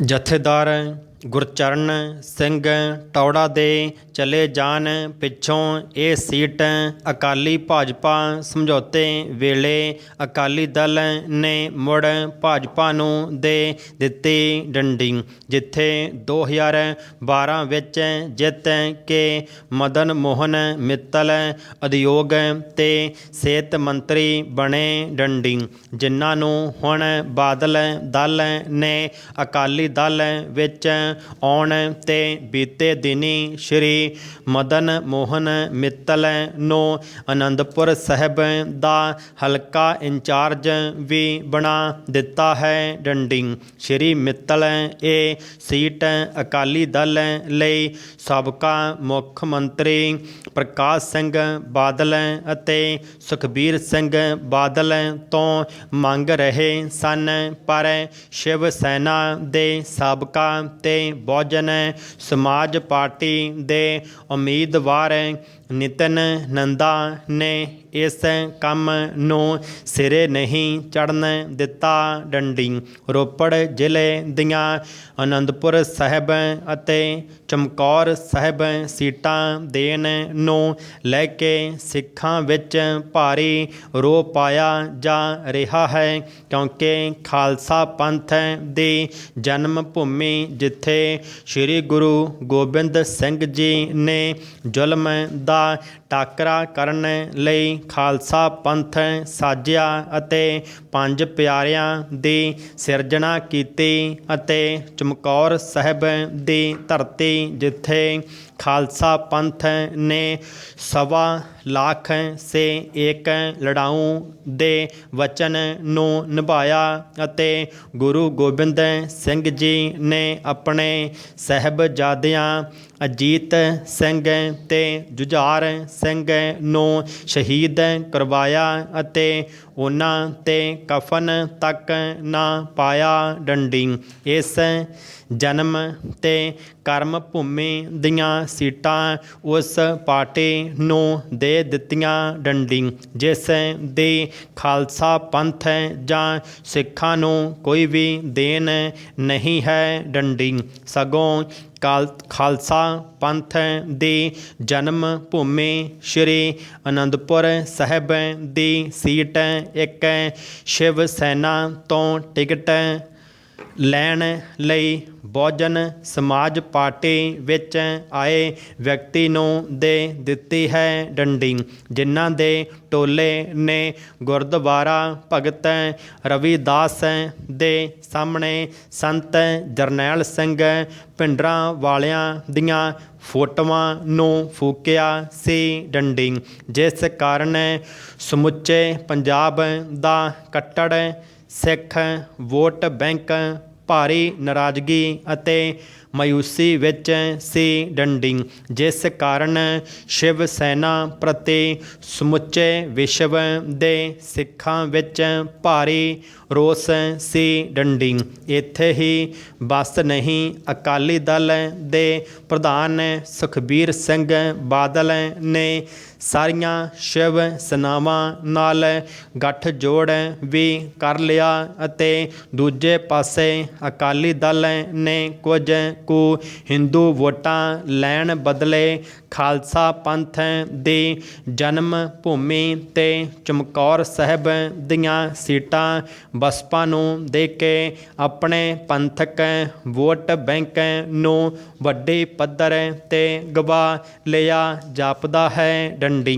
ਪੰਜਾਬ ਦੇ ਸਮੂਹ ਪੰਥਕ ਸਿੱਖ ਵੋਟਰਾਂ ਨੇ ਆਉਣ ਵਾਲੀ 20 ਤਰੀਕ ਤੱਕ ਚੁੱਪੀ ਧਾਰ ਲਈ ਹੈ ਅਤੇ ਅਕਾਲੀ ਦਲ ਦੇ ਇਸ ਫੈਸਲੇ ਖਿਲਾਫ ਆਪਣਾ ਮਤਦਾਨ ਕਿਸਾਨ ਸੰਯੁਕਤ ਮੋਰਚਾ ਜਾਂ ਆਪ ਦੇ ਪੱਖ ਵਿੱਚ ਕਰਨ ਦਾ ਮਨ ਬਣਾ ਲਿਆ ਜਾਪਦਾ ਹੈ ਡੰਡੀ। ਅਕਾਲੀ ਦਲ ਬਾਦਲ ਨੂੰ ਆਪਣੀ ਇਸ ਗਲਤੀ ਗੁਸਤਾਖੀ ਦਾ ਵੱਡੀ ਪੱਧਰ 'ਤੇ ਖਮਿਆਜਾ ਭੁਗਤਣਾ ਪੈ ਸਕਦਾ ਹੈ ਡੰਡੀ। ਪਰ ਇਹ ਗੱਲ ਹਾਲੇ ਤੱਕ ਭਵਿੱਖ ਦੇ ਗਰਭ ਵਿੱਚ ਦਫਨ ਹੈ। ਆਉਣ ਵਾਲੀ 10 ਮਾਰਚ ਨੂੰ ਇਸ ਸੰਬੰਧੀ ਕੀ ਸੱਚ ਹੈ ਕਿ ਝੂਠ ਹੈ, ਇਹ ਸਮੁੱਚੇ ਪੰਜਾਬ ਦੇ ਲੋਕਾਂ ਸਾਹਮਣੇ ਆ ਜਾਵੇਗਾ ਡੰਡੀ। ਸਟਾਰਟ। ਕਰੋਨਾ ਮਹਾਮਾਰੀ ਭਾਰਤ ਤਾਂ ਕਿ ਅਜੇ ਦੁਨੀਆ ਦੇ ਕਈ ਦੇਸ਼ਾਂ 'ਚ ਸਮੱਸਿਆ ਬਣਿਆ ਹੋਇਆ ਹੈ ਡੰਡੀ। ਸਾਡੇ ਦੇਸ਼ ਅੰਦਰ ਵੀ ਬੇਸ਼ੱਕ ਮਾਮਲਿਆਂ 'ਚ ਵੱਡੀ ਗਿਰਾਵਟ ਆਈ ਹੈ, ਪਰ ਜਿਸ ਤਰ੍ਹਾਂ ਲੋਕ ਮਾਸਕ ਪਹਿਨਣ 'ਚ ਲਾਪਰਵਾਹੀ ਵਰਤਣ ਲੱਗੇ ਹਨ, ਉਹ ਕਾਫੀ ਚਿੰਤਾਜਨਕ ਹੈ ਡੰਡੀ।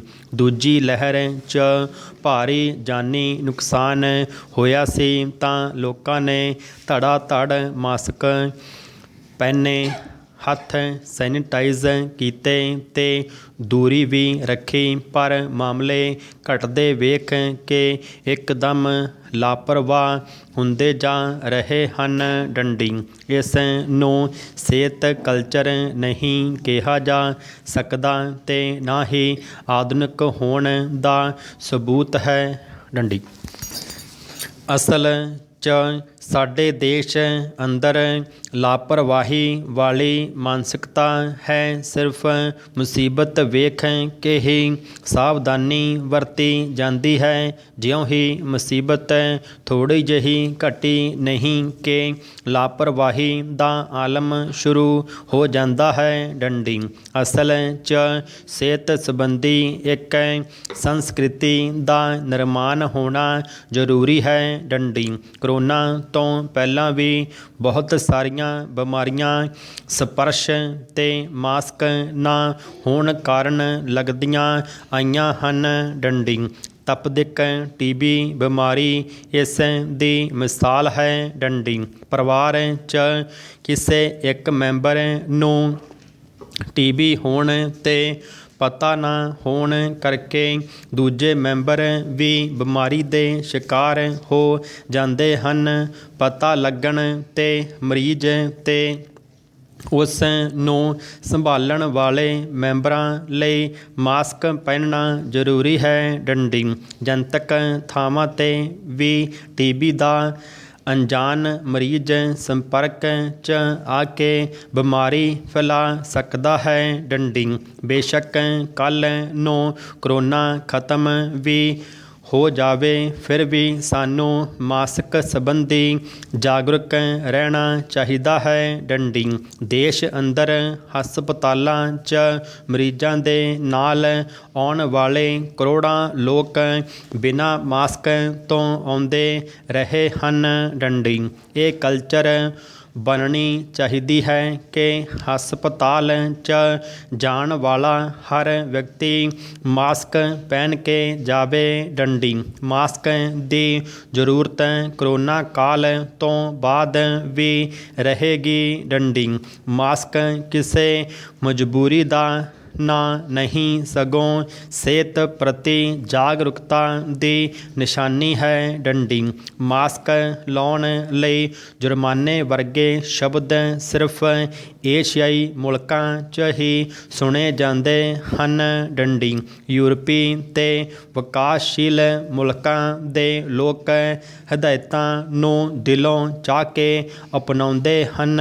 ਡੰਡੀ ਸਰਕਾਰਾਂ ਨੂੰ ਮਾਸਕ ਸੰਬੰਧੀ ਜਾਗਰੂਕਤਾ ਲਈ ਹੋਰ ਕੰਮ ਕਰਨੇ ਚਾਹੀਦੇ ਹਨ, ਸਿਰਫ ਸਖਤੀ ਨਹੀਂ। ਡੰਡੀ ਡੇਰਾ ਸੱਚਾ ਸੌਦਾ ਨੇ ਇਸ ਦਿਸ਼ਾ 'ਚ ਬੇਮਿਸਾਲ ਕਦਮ ਚੁੱਕਿਆ ਹੈ। ਡੰਡੀ ਪੂਜਨੀਕ ਗੁਰੂ ਸੰਤ ਡਾਕਟਰ ਗੁਰਮੀਤ ਰਾਮ ਰਹੀਮ ਸਿੰਘ ਜੀ ਈਸਾਂ ਦੀ ਪ੍ਰੇਰਨਾ ਨਾਲ ਸੰਗਤ ਲੱਖਾਂ ਲੋਕਾਂ ਨੂੰ ਮਾਸਕ ਪਹਿਨਣ ਲਈ ਜਾਗਰੂਕ ਕਰ ਰਹੀ ਹੈ ਤੇ ਜ਼ਰੂਰਤਮੰਦਾਂ ਨੂੰ ਮਾਸਕ ਵੰਡ ਰਹੀ ਹੈ। ਡੰਡੀ ਇਹ ਮੁਹਿੰਮ ਪ੍ਰੇਰਨਾ ਦਾ ਸਰੋਤ ਹੈ ਜਿਸ ਨਾਲ ਤੰਦਰੁਸਤੀ ਯਕੀਨੀ ਬਣੇਗੀ।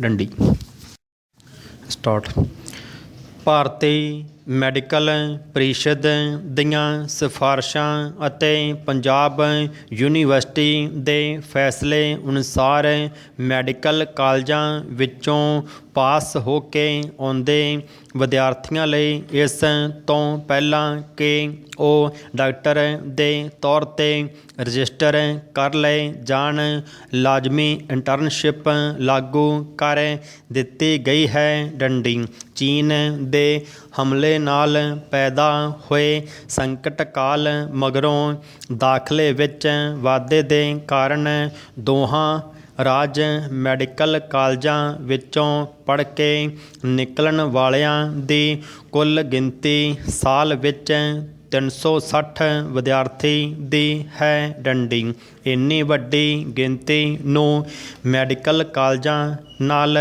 ਸੰਬੰਧਿਤ ਸਿਖਲਾਈ ਹਸਪਤਾਲਾਂ ਵਿੱਚ ਨਹੀਂ ਰੱਖਿਆ ਜਾ ਸਕਦਾ। ਡੰਡੀ ਇਸ ਲਈ ਇਹਨਾਂ ਵਿੱਚੋਂ ਕੁਝ ਇੰਟਰਨਜ਼ ਨੂੰ ਜਲੰਧਰ, ਹੁਸ਼ਿਆਰਪੁਰ, ਸੰਗਰੂਰ, ਬਠਿੰਡਾ ਅਤੇ ਗੁਰਦਾਸਪੁਰ ਦੇ ਚੋਣਵੇਂ ਜ਼ਿਲ੍ਹਾ ਹਸਪਤਾਲਾਂ ਵਿੱਚ ਭੇਜਣਾ ਜ਼ਰੂਰੀ ਹੈ। ਡੰਡੀ ਇਹਨਾਂ ਇੰਟਰਨਜ਼ ਨੂੰ ਯੋਗ ਰਿਹਾਇਸ਼ ਦੇਣ ਲਈ ਇਹਨਾਂ ਚੋਣਵੇਂ ਹਸਪਤਾਲਾਂ ਵਿੱਚ ਹੋਸਟਲ ਬਣਾਉਣ ਦੀ ਤਜਵੀਜ਼ ਹੈ। ਡੰਡੀ ਚੌਥੀ ਯੋਜਨਾ ਦੇ ਦੌਰਾਨ ਇਸ ਕੰਮ ਲਈ 5 ਲੱਖ ਰੁਪਏ ਰੱਖੇ ਗਏ ਹਨ। ਡੰਡੀ ਜਲੰਧਰ ਵਿੱਚ ਇੰਟਰਨ ਹੋਸਟਲ ਉਸਾਰ ਦਿੱਤਾ ਗਿਆ ਹੈ। ਡੰਡੀ ਹੁਸ਼ਿਆਰਪੁਰ ਵਿਖੇ ਸਿਵਲ ਹਸਪਤਾਲ ਵਿੱਚ ਇੰਟਰਨ ਹੋਸਟਲ ਬਣਾਉਣ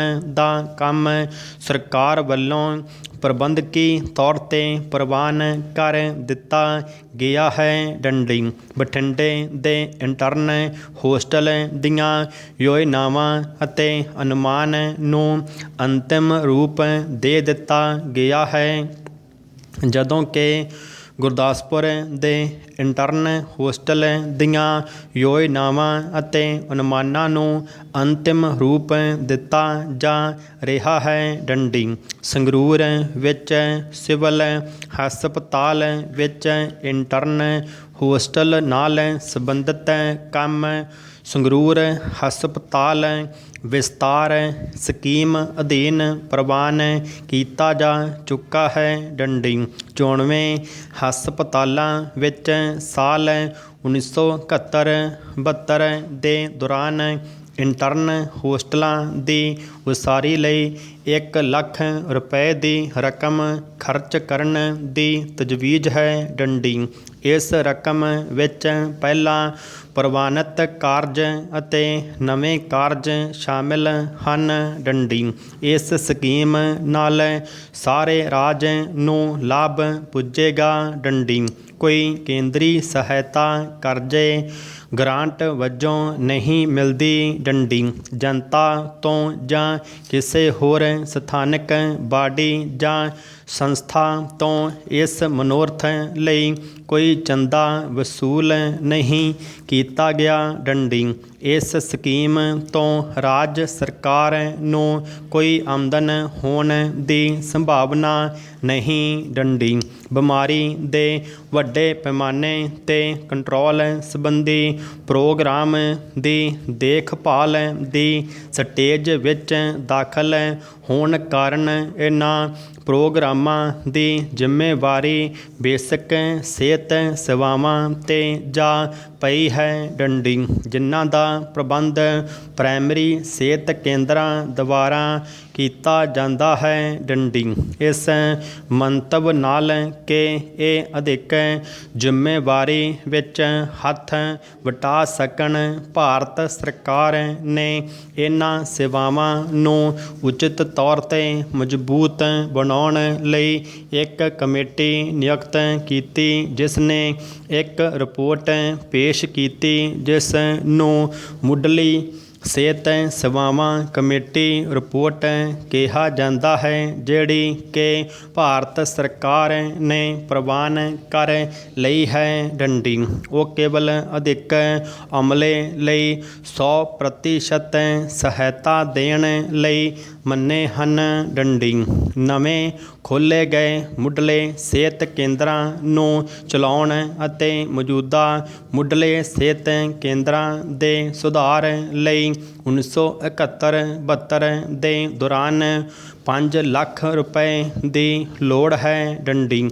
ਯੋਗ ਅਤੇ ਉਚਿਤ ਇਮਾਰਤਾਂ ਤੋਂ ਬਿਨਾਂ ਮੁੱਢਲੇ ਸਿਹਤ ਕੇਂਦਰ ਯੋਗ ਢੰਗ ਨਾਲ ਨਹੀਂ ਚੱਲ ਸਕਦੇ। ਡੰਡੀ। ਅਮਲੇ ਦੇ ਕੁਆਟਰਾਂ ਦਾ ਉਪਬੰਧ ਵੀ ਲਾਜ਼ਮੀ ਹੈ। ਡੰਡੀ। ਕਿਉਂਕਿ ਸਟਾਫ ਕੁਆਟਰਾਂ ਤੋਂ ਬਿਨਾਂ ਡਾਕਟਰ ਤੇ ਹੋਰ ਅਮਲਾ ਕੰਮ 'ਤੇ ਪੱਕੇ ਤੌਰ 'ਤੇ ਨਹੀਂ ਰਹਿੰਦੇ। ਡੰਡੀ। ਇਸ ਤਰ੍ਹਾਂ ਸਟਾਫ ਕੁਆਟਰਾਂ ਦੀ ਉਸਾਰੀ ਤੋਂ ਬਿਨਾਂ ਮੁੱਢਲੇ ਸਿਹਤ ਕੇਂਦਰਾਂ ਨੂੰ ਸਥਾਪਿਤ ਕਰਨ ਦਾ ਭਾਵ ਹੀ ਖਤਮ ਹੋ ਜਾਂਦਾ ਹੈ। ਡੰਡੀ। ਸਟਾਰਟ।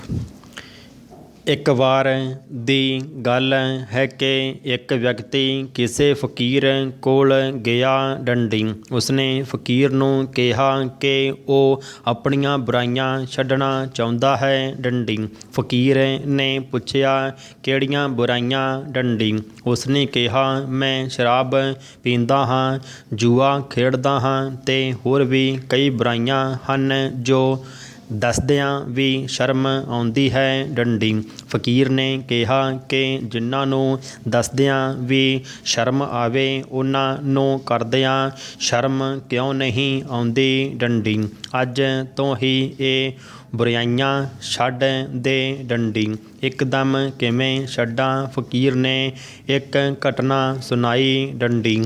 ਰਾਮ ਕ੍ਰਿਸ਼ਨ ਪਰਮਹੰਸ ਕੋਲ ਇੱਕ ਧਨਾਢ ਵਿਅਕਤੀ ਆ ਕੇ ਉਹਨਾਂ ਨੂੰ ਸੋਨੇ ਦੀਆਂ ਮੋਹਰਾਂ ਦੇਣ ਲੱਗਾ। ਡੰਡੀ।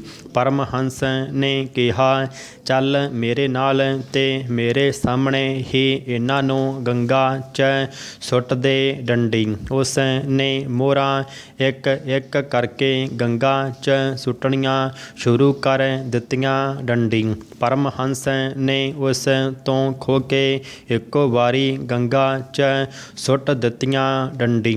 ਪਰਮਹੰਸ ਨੇ ਉਸਨੂੰ ਕਿਹਾ ਕਿ ਇਹਨਾਂ ਮੋਹਰਾਂ ਨੂੰ ਇੱਕੇ ਸਮੇਂ ਨਾ ਸੁੱਟ ਕੇ ਤੂੰ ਜਿਸ ਤਰ੍ਹਾਂ ਗਿਣ ਗਿਣ ਕੇ ਸੁੱਟਿਆ, ਉਸ ਨਾਲ ਦੋ ਗੱਲਾਂ ਸਾਹਮਣੇ ਆ ਗਈਆਂ ਡੰਡੀ। ਇੱਕ ਤਾਂ ਇਹ ਕਿ ਇਹਨਾਂ ਮੋਹਰਾਂ ਨਾਲ ਤੈਨੂੰ ਕਿੰਨਾ ਪਿਆਰ ਹੈ ਡੰਡੀ, ਜੋ ਤੂੰ ਸੁੱਟਣ ਤੋਂ ਪਹਿਲਾਂ ਗਿਣਦਾ ਹੈ ਡੰਡੀ। ਦੂਜਾ ਇਹ ਕਿ ਤੂੰ ਜਿਸ ਮੰਜ਼ਿਲ ਤੱਕ ਇੱਕ ਕਦਮ 'ਚ ਪਹੁੰਚ ਸਕਦਾ ਸੀ, ਉੱਥੇ ਪਹੁੰਚਣ ਲਈ ਤਿਉਂ ਵਿਅਰਥ 'ਚ ਹਜ਼ਾਰਾਂ ਕਦਮ ਚੁੱਕੇ ਡੰਡੀ।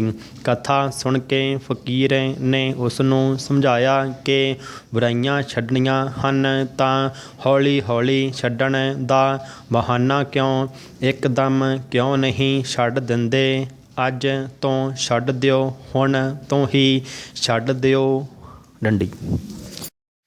ਅਜੋਕੇ ਸਮੇਂ ਸਮਾਜ ਅੰਦਰ ਇੱਕ ਅਜਿਹੀ ਨਾਮੁਰਾਦ ਬਿਮਾਰੀ ਕੁਰੀਤੀ ਅਮਰਵੇਲ ਦੀ ਤਰ੍ਹਾਂ ਵੱਧ ਫੁੱਲ ਰਹੀ ਹੈ ਡੰਡੀ, ਜਿਸ ਨੇ ਸਾਡੇ ਸਮਾਜ ਦੀ ਸਿਹਤ ਨੂੰ ਕਾਫੀ ਖੋਖਲਾ ਅਤੇ ਕਮਜ਼ੋਰ ਬਣਾ ਦਿੱਤਾ ਹੈ ਡੰਡੀ। ਉਹ ਬੁਰਾਈ ਹੈ ਫੈਸ਼ਨ। ਬਿਨਾਂ ਸ਼ੱਕ ਇਹ ਸਮਾਜਿਕ ਕੋਡ ਨੇ ਸਮਾਜ ਨੂੰ ਨਾ ਕੇਵਲ ਆਰਥਿਕ ਅਤੇ ਸੱਭਿਆਚਾਰਕ ਪੱਖੋਂ ਨੁਕਸਾਨ ਪਹੁੰਚਾਇਆ ਹੈ, ਸਗੋਂ ਨੈਤਿਕ ਕਦਰਾਂ ਕੀਮਤਾਂ ਦਾ ਵੀ ਘਾਣ ਕੀਤਾ ਹੈ ਡੰਡੀ। ਕੁਦਰਤੀ ਸੁੰਦਰਤਾ ਮਨੁੱਖ ਨੂੰ ਕੁਦਰਤ ਵੱਲੋਂ ਦਿੱਤਾ ਸਭ ਤੋਂ ਕੀਮਤੀ ਅਤੇ ਵਡਮੁੱਲਾ ਗਹਿਣਾ ਅਤੇ ਤੋਹਫਾ ਮੰਨਿਆ ਜਾਂਦਾ ਹੈ ਡੰਡੀ। ਇਸ ਨੂੰ ਹਮੇਸ਼ਾ ਸੰਭਾਲ ਕੇ ਰੱਖਣ ਦੀ ਲੋੜ ਹੈ ਡੰਡੀ। ਉਹ ਵੀ ਕੁਦਰਤੀ ਢੰਗ ਤਰੀਕਿਆਂ ਨਾਲ। ਕਹਿੰਦੇ ਹਨ ਕਿ ਕੁਦਰਤੀ ਸੁੰਦਰਤਾ ਨੂੰ ਹਾਰ ਸ਼ਿੰਗਾਰ ਦੀ ਲੋੜ ਨਹੀਂ ਹੁੰਦੀ ਅਤੇ ਨਾ ਹੀ ਇਸ ਦਾ ਬਦਲ ਹੈ ਡੰਡੀ। ਸਮਾਜ ਦਾ ਅਹਿਮ ਅੰਗ ਨੌਜਵਾਨ ਲੜਕੇ ਜਿੱਥੇ ਲੜਕੀਆਂ ਵਾਲਾ ਪਹਿਰਾਵਾ ਕਰਨ ਵਿੱਚ ਫਖਰ ਮਹਿਸੂਸ ਕਰਦੇ ਹਨ ਡੰਡੀ, ਉੱਥੇ ਲੜਕੀਆਂ ਵੱਲੋਂ ਲੜਕਿਆਂ ਵਾਲਾ ਪਹਿਰਾਵਾ ਪਹਿਨਿਆ ਜਾਂਦਾ ਹੈ ਡੰਡੀ। ਭਾਵ ਮੁੰਡੇ ਕੁੜੀਆਂ ਬਣਨਾ, ਕੁੜੀਆਂ ਮੁੰਡੇ ਬਣਨਾ ਪਸੰਦ ਕਰਦੀਆਂ ਹਨ ਡੰਡੀ, ਜੋ ਗੈਰ ਕੁਦਰਤੀ ਵਰਤਾਰੇ ਹਨ ਡੰਡੀ। ਫੈਸ਼ਨ ਦਾ ਜਾਦੂ ਅੱਜ ਸਾਡੀ ਨੌਜਵਾਨ ਪੀੜ੍ਹੀ ਦੇ ਸਿਰ ਚੜ੍ਹ ਕੇ ਬੋਲ ਰਿਹਾ ਹੈ ਡੰਡੀ। ਭਾਰਤੀ ਸਮਾਜ ਵਿਦੇਸ਼ੀ ਪਹਿਰਾਵੇ, ਬੋਲੀ ਤੇ ਵਿਦੇਸ਼ੀ ਖਾਣਿਆਂ ਦੁਆਲੇ ਘੁੰਮਦਾ ਨਜ਼ਰ ਆ ਰਿਹਾ ਹੈ ਡੰਡੀ। ਅੱਜ ਸਮਾਜ ਦੇ ਹਰ ਦੂਜੇ ਪਰਿਵਾਰ ਨੂੰ ਸ਼ਿਕਾਇਤ ਹੈ ਕਿ ਉਹਨਾਂ ਦੇ ਬੱਚਿਆਂ ਨੂੰ ਫੈਸ਼ਨ ਨੇ ਹੀ ਪੱਟ ਲਿਆ ਹੈ ਡੰਡੀ। ਅਣਉਚਿਤ ਫੈਸ਼ਨ ਨੇ ਸਮਾਜ ਵਿੱਚ ਰੋਸ ਪੈਦਾ ਕੀਤਾ ਹੈ ਤੇ ਕਈ ਸਮਾਜਿਕ ਜਥੇਬੰਦੀਆਂ ਇਸ ਵਿਰੁੱਧ ਮੈਦਾਨ ਵਿੱਚ ਡਟੀਆਂ ਹੋਈਆਂ ਹਨ ਡੰਡੀ। ਅਣਉਚਿਤ ਫੈਸ਼ਨ ਨੇ ਸਾਡੇ ਸੱਭਿਆਚਾਰ ਨੂੰ ਢਾਹ ਲਾਈ ਹੈ ਤੇ ਜੇ ਸਾਡਾ ਸਮਾਜ ਵਿਦੇਸ਼ੀ ਫੈਸ਼ਨ ਨੂੰ ਇਸੇ ਤਰ੍ਹਾਂ ਅਪਣਾਉਂਦਾ ਰਿਹਾ ਤਾਂ ਉਹ ਦਿਨ ਦੂਰ ਨਹੀਂ ਜਦੋਂ ਭਾਰਤੀ ਸੱਭਿਆਚਾਰ ਦੀ ਹੋਂਦ ਨਾ ਮਾਤਰ ਹੀ ਰਹਿ ਜਾਵੇਗੀ ਡੰਡੀ। ਭਰਾ ਆਖਰ ਸਾਡੀ ਨੌਜਵਾਨ ਪੀੜ੍ਹੀ ਫੈਸ਼ਨ ਪ੍ਰਤੀ ਪਾਗਲ ਕਿਉਂ ਹੋਈ ਪਈ ਹੈ? ਪ੍ਰਸ਼ਨ ਚਿੰਨ੍ਹ। ਜੇ ਅਸੀਂ ਘੋਖ ਕਰੀਏ ਤਾਂ ਇਸ ਪਿੱਛੇ ਮਨੋਵਿਗਿਆਨਿਕ ਕਾਰਨ ਨਜ਼ਰ ਆਉਂਦਾ ਹੈ ਡੰਡੀ। ਮਨੋਵਿਗਿਆਨਕਾਂ ਦਾ ਕਹਿਣਾ ਹੈ ਕਿ ਫੈਸ਼ਨ ਮਨੁੱਖ ਦੇ ਕੁਦਰਤੀ ਸੁਭਾਅ ਦਾ ਹਿੱਸਾ ਹੈ ਤੇ ਹਰ ਪੀੜ੍ਹੀ ਆਪਣੇ ਆਪ ਨੂੰ ਸਮੇਂ ਮੁਤਾਬਕ ਢਾਲਦੀ ਹੈ, ਜਿਸ ਨਾਲ ਪੀੜ੍ਹੀ ਦਰ ਪੀੜ੍ਹੀ ਮਨੁੱਖ ਦੇ ਸੁਭਾਅ, ਪਹਿਰਾਵੇ, ਰਹਿਣ ਸਹਿਣ ਤੇ ਵਿਚਾਰਾਂ ਵਿੱਚ ਤਬਦੀਲੀ ਆਉਂਦੀ ਰਹਿੰਦੀ ਹੈ, ਜਿਸ ਨੂੰ ਫੈਸ਼ਨ ਦਾ ਨਾਂ ਦਿੱਤਾ ਜਾਂਦਾ ਹੈ ਡੰਡੀ। ਫੈਸ਼ਨ ਨੇ ਇਨਸਾਨ ਦੇ ਦਿਲੋਂ ਦਿਮਾਗ ਉੱਪਰ ਇੱਕ ਅਜਿਹਾ ਪ੍ਰਭਾਵ ਛੱਡਿਆ ਹੈ ਕਿ ਉਹ ਟੀਵੀ ਚੈਨਲਾਂ, ਇੰਟਰਨੈੱਟ ਤੇ ਸੋਸ਼ਲ ਮੀਡੀਆ 'ਤੇ ਅਸ਼ਲੀਲਤਾ ਫੈਲਾਉਣ ਵਾਲੇ ਫੈਸ਼ਨ ਨੂੰ ਆਮ ਜ਼ਿੰਦਗੀ 'ਚ ਕਰਜ਼ਾਈ ਹੋ ਕੇ ਅਪਣਾਉਣ ਲਈ ਮਜਬੂਰ ਹੁੰਦਾ ਜਾ ਰਿਹਾ ਹੈ ਡੰਡੀ। ਅਜੋਕੀ ਪੀੜ੍ਹੀ 'ਚ ਸੰਸਕਾਰਾਂ ਦੀ ਘਾਟ ਹੈ, ਜਿਸ ਦਾ ਕਾਰਨ ਸਾਂਝੇ ਪਰਿਵਾਰਾਂ ਦਾ ਨਾ ਹੋਣਾ ਹੈ ਡੰਡੀ। ਫੈਸ਼ਨ ਦੀ ਦੀਵਾਨੀ ਹੋਈ ਨੌਜਵਾਨ ਪੀੜ੍ਹੀ ਆਪਣੇ ਮਾਪਿਆਂ ਨੂੰ ਕਰਜ਼ੇ ਦੇ ਬੋਝ ਥੱਲੇ ਦਬਾ ਰਹੀ ਹੈ ਡੰਡੀ। ਛੋਟਾ ਬੱਚਾ ਆਪਣੀ ਮਾਂ ਦੀ ਮਰਜ਼ੀ ਅਨੁਸਾਰ ਪਹਿਨਦਾ ਹੈ, ਪਰ ਜਦੋਂ ਉਹ ਵੱਡਾ ਹੋ ਜਾਂਦਾ ਹੈ ਤਾਂ ਗਵਾਂਢੀਆਂ ਦੇ ਮੁੰਡੇ ਕੁੜੀਆਂ TV 'ਤੇ ਰੈਪ ਵਾਕ ਕਰਦੇ ਮਾਡਲ ਮੁੰਡੇ ਕੁੜੀਆਂ ਨੂੰ ਦੇਖ ਕੇ ਉਹਨਾਂ ਜਿਹਾ ਫੈਸ਼ਨ ਕਰਦਾ ਹੈ, ਭਾਵੇਂ ਅਜਿਹਾ ਫੈਸ਼ਨ ਕਰਨ ਲਈ ਉਸ ਦੇ ਮਾਪਿਆਂ ਕੋਲ ਪੈਸੇ ਹੋਣ ਜਾਂ ਨਾ ਡੰਡੀ। ਨੌਜਵਾਨ ਪੀੜ੍ਹੀ ਮਾਪਿਆਂ ਨੂੰ ਤੰਗ ਕਰਕੇ ਉਹ ਸਭ ਕੁਝ ਪਹਿਨਣਾ ਚਾਹੁੰਦੀ ਹੈ ਜੋ ਉਸਨੇ TV ਸਕਰੀਨਾਂ 'ਤੇ ਦੇਖਿਆ ਹੁੰਦਾ ਹੈ, ਪਰ ਉਹ ਇਸ ਗੱਲ ਤੋਂ ਅਣਜਾਣ ਹੁੰਦੀ ਹੈ ਕਿ ਉਹ ਜੋ TV 'ਤੇ ਦੇਖ ਰਹੀ ਹੈ ਉਸ ਨੂੰ ਫੈਸ਼ਨ ਦੇ ਰੂਪ ਵਿੱਚ ਦਿਖਾਉਣ ਵਾਲੇ ਅਤੇ ਪੇਸ਼ ਕਰਨ ਵਾਲਿਆਂ ਨੂੰ ਤਾਂ ਕੰਪਨੀਆਂ ਤੋਂ ਮੋਟੇ ਪੈਸੇ ਮਿਲਣੇ ਹੁੰਦੇ ਹਨ, ਪਰ ਅਸੀਂ ਦਿਖਾਵੇ ਦੀ ਦੁਨੀਆ ਵਿੱਚ ਇਹ ਭੁੱਲ ਜਾਂਦੇ ਹਾਂ ਡੰਡੀ। ਫੈਸ਼ਨ ਦੇ ਫਤੂਰ 'ਚ ਕਈ ਮਾਪੇ ਕਰਜ਼ੇ ਚੁੱਕ ਕੇ ਆਪਣੀ ਔਲਾਦ ਦਾ ਸੁਪਨਾ ਪੂਰਾ ਕਰ ਰਹੇ ਹਨ ਡੰਡੀ।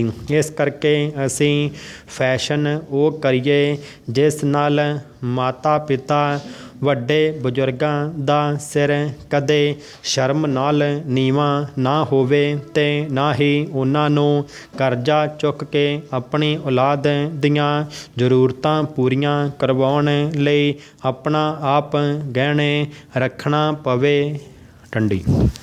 ਸਟਾਰਟ। ਆਮ ਕਹਾਵਤ ਵੀ ਇਹੀ ਹੈ ਕਿ ਪਿੰਡਾਂ ਵਰਗਾ ਮਾਹੌਲ ਸ਼ਹਿਰਾਂ 'ਚ ਨਹੀਂ ਹੁੰਦਾ। ਇਹ ਵੀ ਕਿਹਾ ਜਾਂਦਾ ਹੈ ਕਿ ਪਿੰਡਾਂ ਵਿੱਚ ਰੱਬ ਵਸਦਾ ਡੰਡੀ। ਬਿਲਕੁਲ ਇਹ ਹਕੀਕੀ ਗੱਲ ਨੇ। ਜੋ ਇਨਸਾਨ ਪਹਿਲਾਂ ਪਿੰਡਾਂ ਵਿੱਚ ਰਹਿੰਦਾ ਹੋਵੇ, ਹੁਣ ਬੇਸ਼ੱਕ ਸ਼ਹਿਰਾਂ ਵਿੱਚ ਆ ਵਸਿਆ ਹੋਵੇ, ਉਹ ਇਹਨਾਂ ਗੱਲਾਂ ਨੂੰ ਬਾਖੂਬੀ ਜਾਣਦਾ ਹੈ ਡੰਡੀ। ਬੇਸ਼ੱਕ ਜ਼ਿਆਦਾਤਰ ਵੀਰ ਪਹਿਲਾਂ ਪਿੰਡਾਂ ਵਿੱਚ ਹੀ ਰਿਹਾ ਕਰਦੇ ਸਨ ਅਤੇ ਪੰਜਾਬ ਨੂੰ ਪਿੰਡਾਂ ਵਾਲਾ ਪੰਜਾਬ ਹੀ ਕਿਹਾ ਜਾਂਦਾ ਰਿਹਾ ਹੈ ਡੰਡੀ।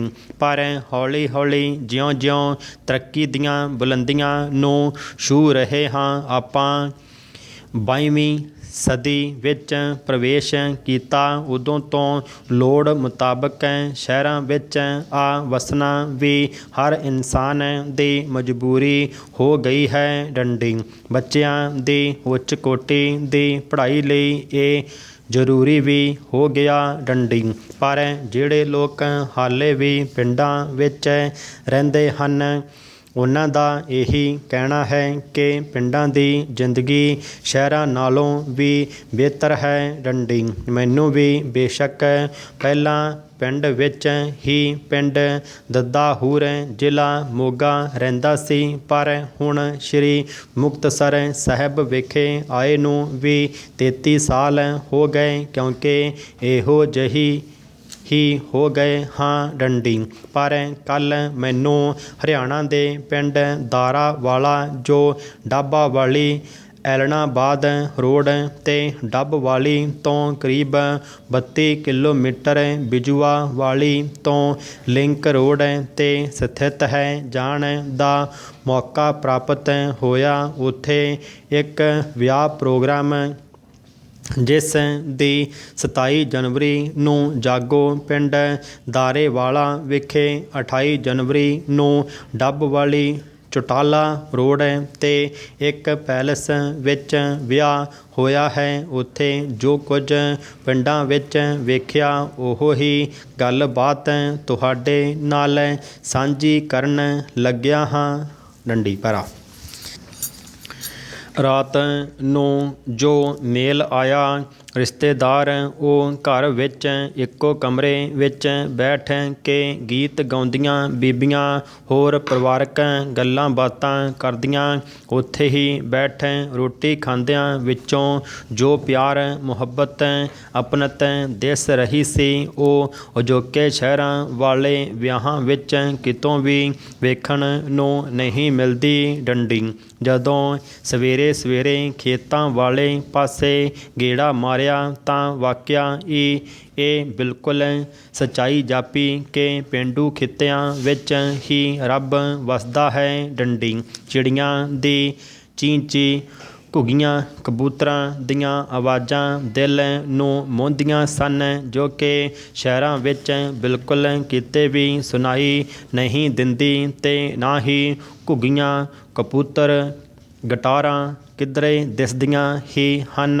ਡੰਡੀ ਛੋਟੀਆਂ ਛੋਟੀਆਂ ਕਿਆਰੀਆਂ ਬਣਾ ਕੇ ਪਾਲਕ, ਮੇਥੀ, ਧਨੀਆ, ਲਸਣ, ਗਾਜਰਾਂ ਅਤੇ ਵੱਟਾਂ 'ਤੇ ਮੂਲੀਆਂ ਲਾਈਆਂ। ਇੱਕ ਖੇਤ ਵਿੱਚੋਂ ਸਰੋਂ ਬੀਜੀ, ਜੋ ਕਿ ਬਿਨਾਂ ਕਿਸੇ ਖਾਦ ਮਤਲਬ ਆਰਗੈਨਿਕ। ਰਾਤ ਨੂੰ ਵੱਟ ਤੋਂ ਮੂਲੀਆਂ ਪੱਟ ਕੇ ਜਦੋਂ ਸਲਾਦ ਦੇ ਤੌਰ 'ਤੇ ਰੋਟੀ ਨਾਲ ਖਾਧੀਆਂ ਤਾਂ ਇਹੋ ਜਿਹਾ ਸਵਾਦ ਕਦੇ ਵੀ ਸ਼ਹਿਰ 'ਚੋਂ ਨਹੀਂ ਆਇਆ। ਇਹ ਬਿਲਕੁਲ ਸੱਚਾਈ ਹੈ। ਡੰਡੀ ਭਰਾ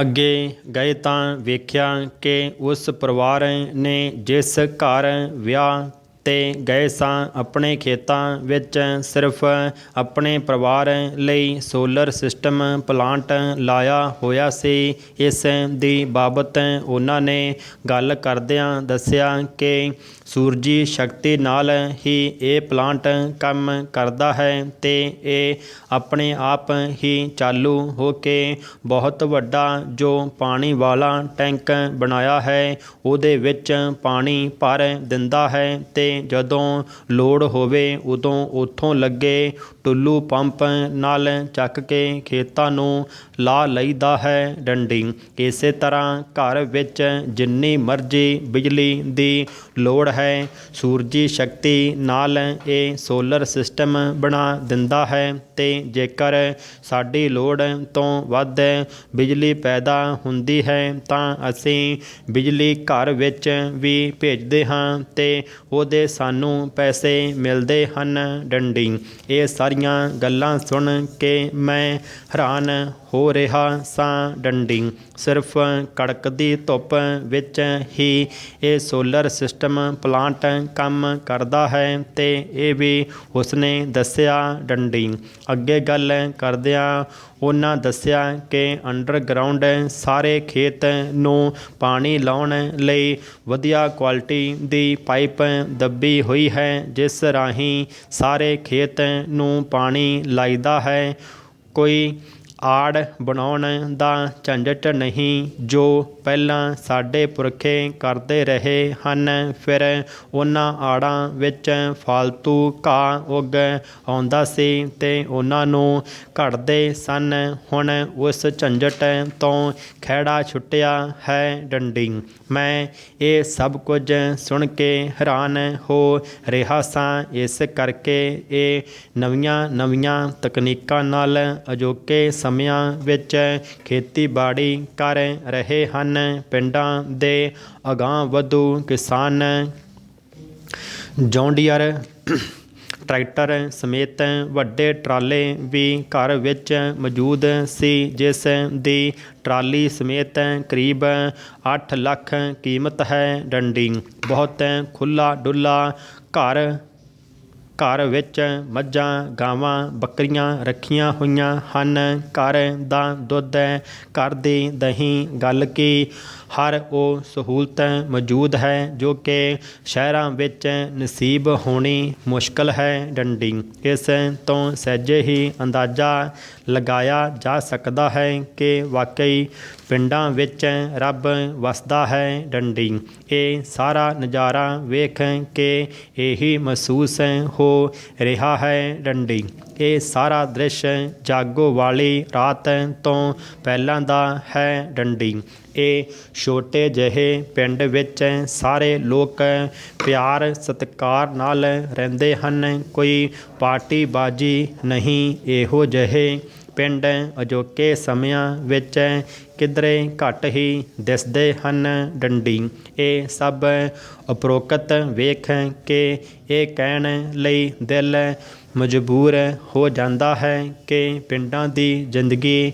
ਸ਼ਹਿਰਾਂ ਨਾਲੋਂ ਹਾਲੇ ਵੀ ਬਹੁਤ ਬਿਹਤਰ ਹੈ। ਡੰਡੀ ਸਟਾਰਟ। ਇਸ ਯੁੱਗ ਵਿੱਚ ਸੁਤੰਤਰਤਾ ਦੀ ਧਾਰਨਾ ਬਹੁਤ ਮਹੱਤਵ ਰੱਖਦੀ ਹੈ। ਡੰਡੀ ਸੰਸਾਰ ਦੇ ਸਾਰੇ ਦੇਸ਼ ਸਮਾਜ ਅਤੇ ਵਿਅਕਤੀ ਇਸ ਦੇ ਕਾਇਲ ਹਨ। ਡੰਡੀ ਸੇਵਕ ਅਤੇ ਸੁਆਮੀ ਦਾ ਵਖਰੇਵਾਂ ਮੁੱਕ ਗਿਆ ਹੈ। ਡੰਡੀ ਇਸ ਦੀ ਵੱਡੀ ਵਿਸ਼ੇਸ਼ਤਾ ਇਹ ਹੈ ਕਿ ਸ਼ਾਸਕਾਂ ਨੂੰ ਵੀ ਵੋਟਾਂ ਪਾ ਕੇ ਚੁਣਿਆ ਜਾਂਦਾ ਹੈ। ਡੰਡੀ ਸਾਡਾ ਦੇਸ਼ ਵਿਕਾਸਸ਼ੀਲ ਦੇਸ਼ ਹੈ। ਡੰਡੀ ਸੁਤੰਤਰਤਾ ਪਿੱਛੋਂ ਇਸ ਨੇ ਜੋ ਉੱਨਤੀ ਕੀਤੀ ਹੈ ਉਹ ਦੂਜੇ ਵਿਕਾਸਸ਼ੀਲ ਦੇਸ਼ਾਂ ਲਈ ਇੱਕ ਮਿਸਾਲ ਹੈ। ਡੰਡੀ ਸਮੂਹ ਲੋਕਾਂ ਦੇ ਅਨੁਸ਼ਾਸਨ ਅਤੇ ਸਹਿਯੋਗ ਤੋਂ ਬਿਨਾਂ ਅਜਿਹਾ ਹੋਣਾ ਮੁਸ਼ਕਲ ਹੈ। ਡੰਡੀ ਸਫਲਤਾ ਦੇ ਅਹਿਸਾਸ ਨਾਲ ਵਧੇਰੇ ਹੌਸਲਾ ਮਿਲਦਾ ਹੈ ਜਿਸ ਦੇ ਸਦਕਾ ਅਸਾਧਾਰਨ ਅਵਸਥਾ ਨੂੰ ਵੀ ਸਧਾਰਨ ਬਣਾਇਆ ਜਾ ਸਕਦਾ ਹੈ। ਡੰਡੀ ਇਹ ਨੁਕਤਾ ਵਿਅਕਤੀ ਸਮਾਜ ਅਤੇ ਦੇਸ਼ ਉੱਤੇ ਇਕਸਾਰ ਲਾਗੂ ਹੁੰਦਾ ਹੈ। ਡੰਡੀ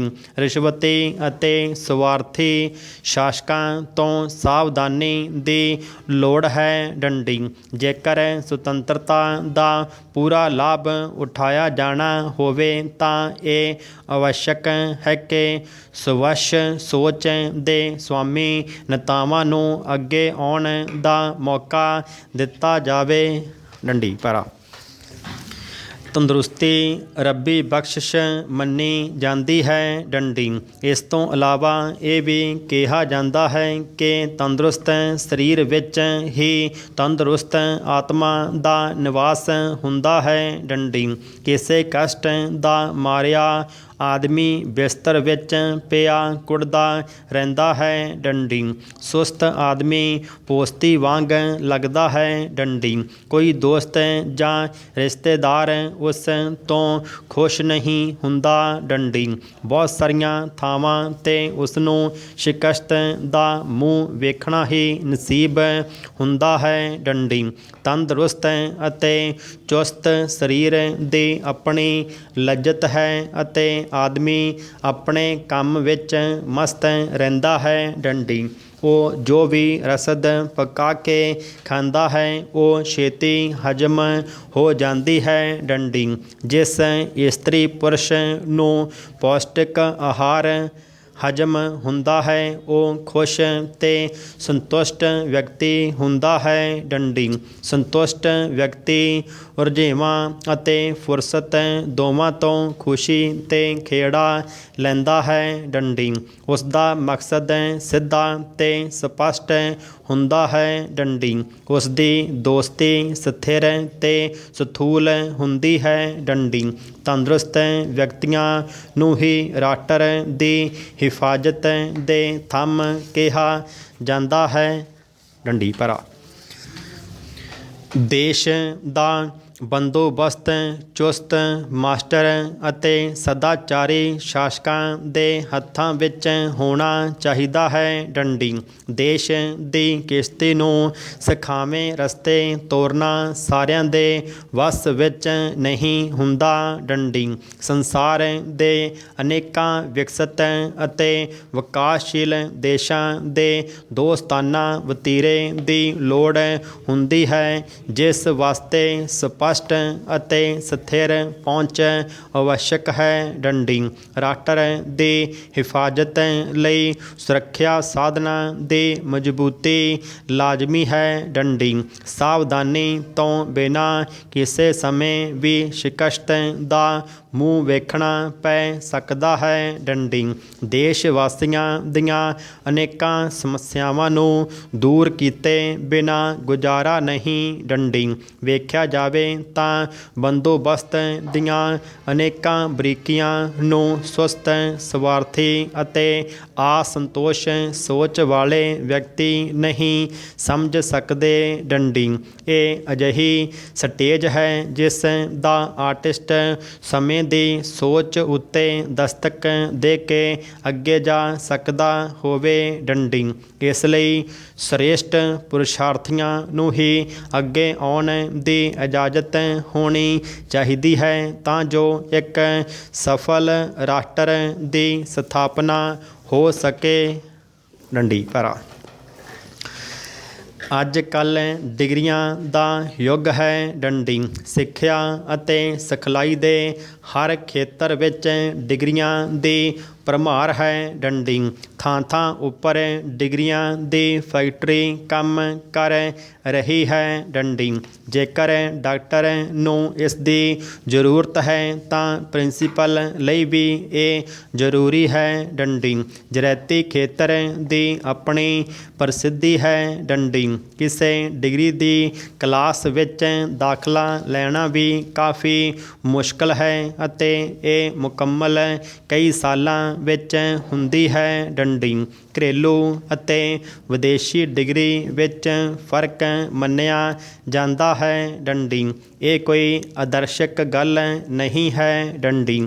ਕਰੜੀ ਪਰਖ ਮਗਰੋਂ ਅਸਲ ਗੱਲ ਸਪਸ਼ਟ ਹੋ ਜਾਂਦੀ ਹੈ ਕਿ ਸਭ ਬਰਾਬਰ ਹੀ ਹਨ ਡੰਡੀ।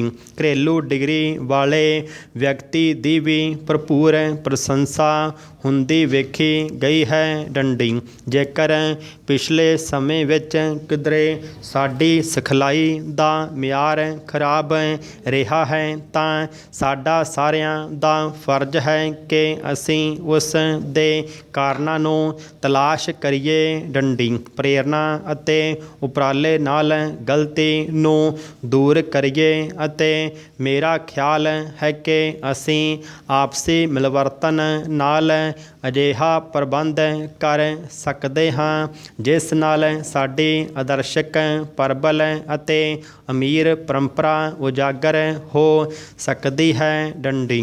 ਮੈਂ ਆਸ ਕਰਦਾ ਹਾਂ ਕਿ ਆਪ ਸਾਰੇ ਮੇਰੀ ਪ੍ਰਾਰਥਨਾ ਨੂੰ ਜ਼ਰੂਰ ਮਨਜ਼ੂਰ ਕਰੋਗੇ ਡੰਡੀ। ਸਟਾਰਟ।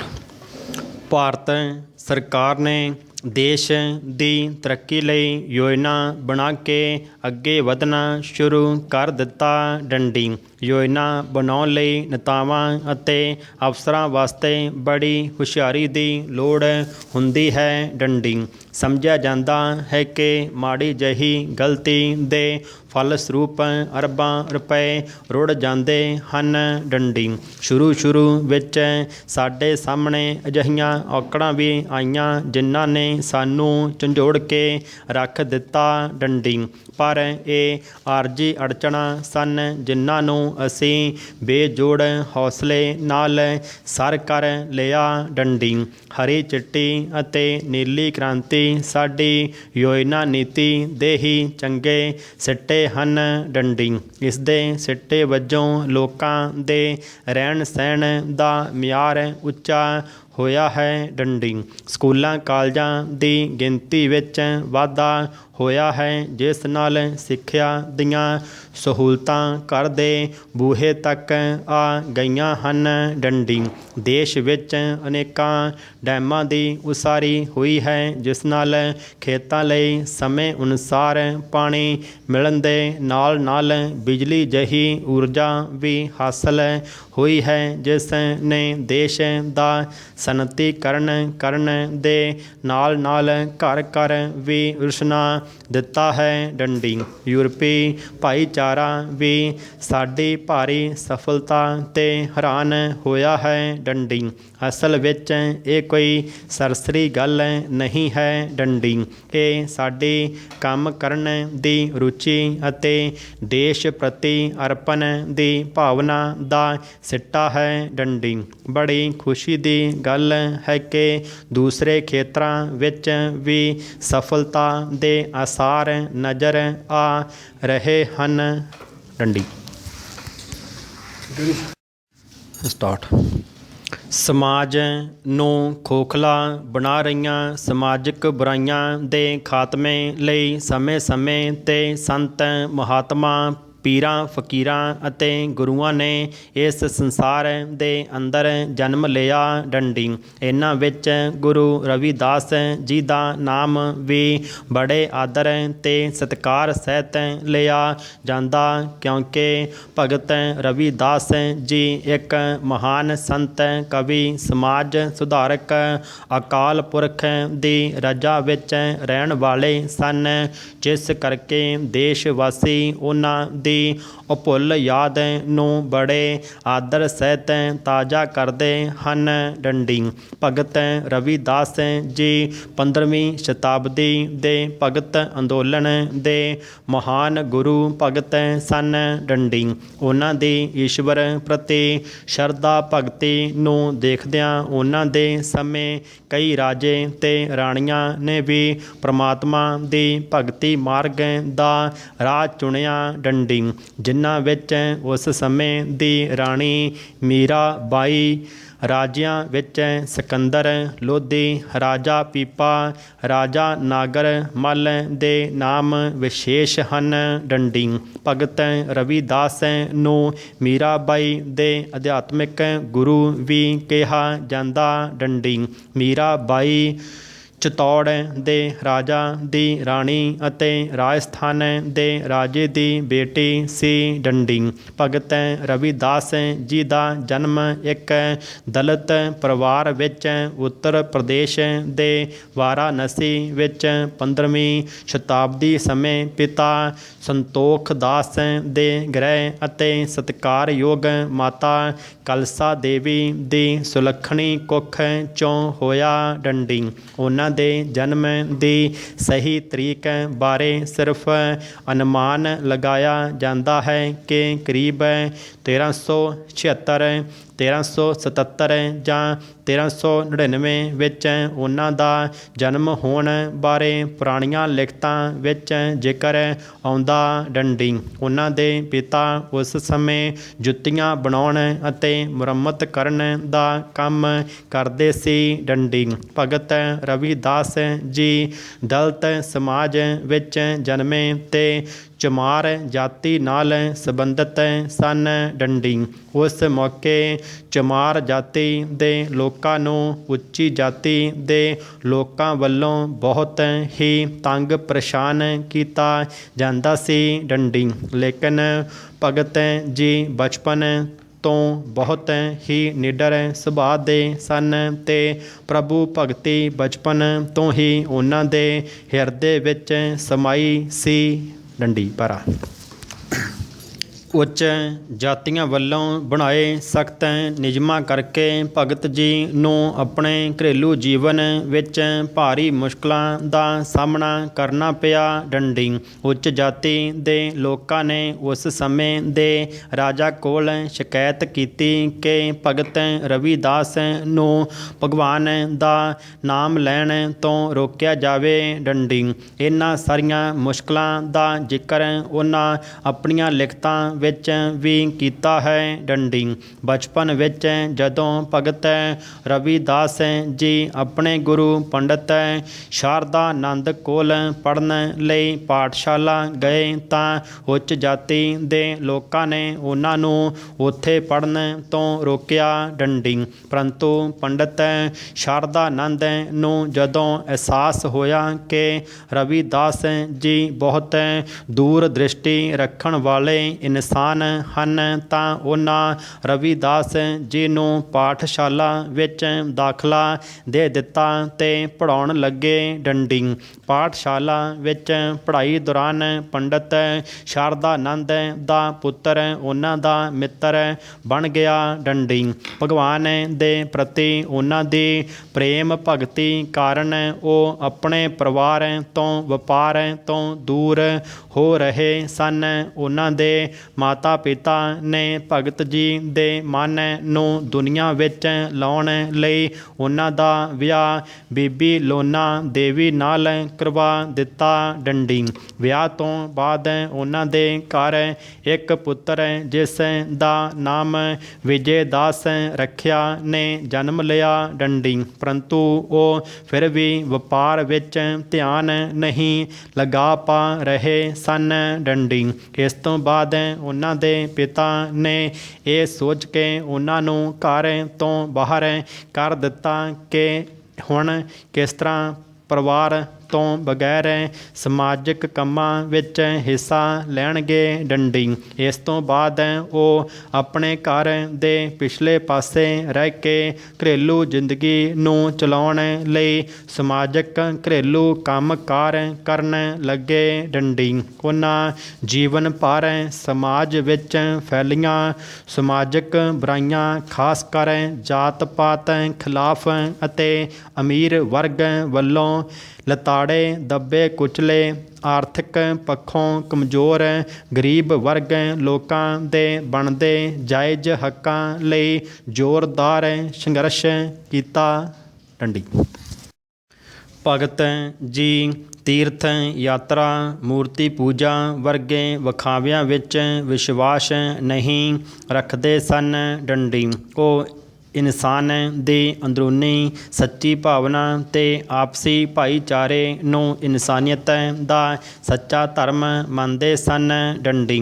ਉਹਨਾਂ ਦੇ ਜੀਵਨ ਦੀਆਂ ਕਈ ਘਟਨਾਵਾਂ ਪ੍ਰਸਿੱਧ ਹਨ, ਜਿਨ੍ਹਾਂ ਵਿੱਚ ਇੱਕ ਵਾਰ ਕੁਝ ਲੋਕ ਗੰਗਾ ਇਸ਼ਨਾਨ ਕਰਨ ਜਾ ਰਹੇ ਸਨ ਤੇ ਉਹਨਾਂ ਦੇ ਇੱਕ ਸ਼ਰਧਾਲੂ ਨੇ ਉਹਨਾਂ ਨੂੰ ਵੀ ਗੰਗਾ ਇਸ਼ਨਾਨ ਕਰਨ ਜਾਣ ਲਈ ਆਖਿਆ ਤਾਂ ਭਗਤ ਜੀ ਨੇ ਕਿਹਾ, ਮਨ ਤਾਂ ਉਹਨਾਂ ਦਾ ਵੀ ਕਰਦਾ ਹੈ ਕਿ ਉਹ ਗੰਗਾ ਇਸ਼ਨਾਨ ਕਰਨ ਚੱਲਣ, ਪਰ ਉਹਨਾਂ ਇੱਕ ਵਿਅਕਤੀ ਨੂੰ ਜੁੱਤੇ ਬਣਾ ਕੇ ਦੇਣ ਦਾ ਵਚਨ ਦਿੱਤਾ ਹੈ। ਜੇਕਰ ਉਸ ਨੂੰ ਸਮੇਂ ਸਿਰ ਜੁੱਤੇ ਬਣਾ ਕੇ ਨਾ ਦਿੱਤੇ ਤਾਂ ਵਚਨ ਭੰਗ ਹੋ ਜਾਵੇਗਾ ਡੰਡੀ।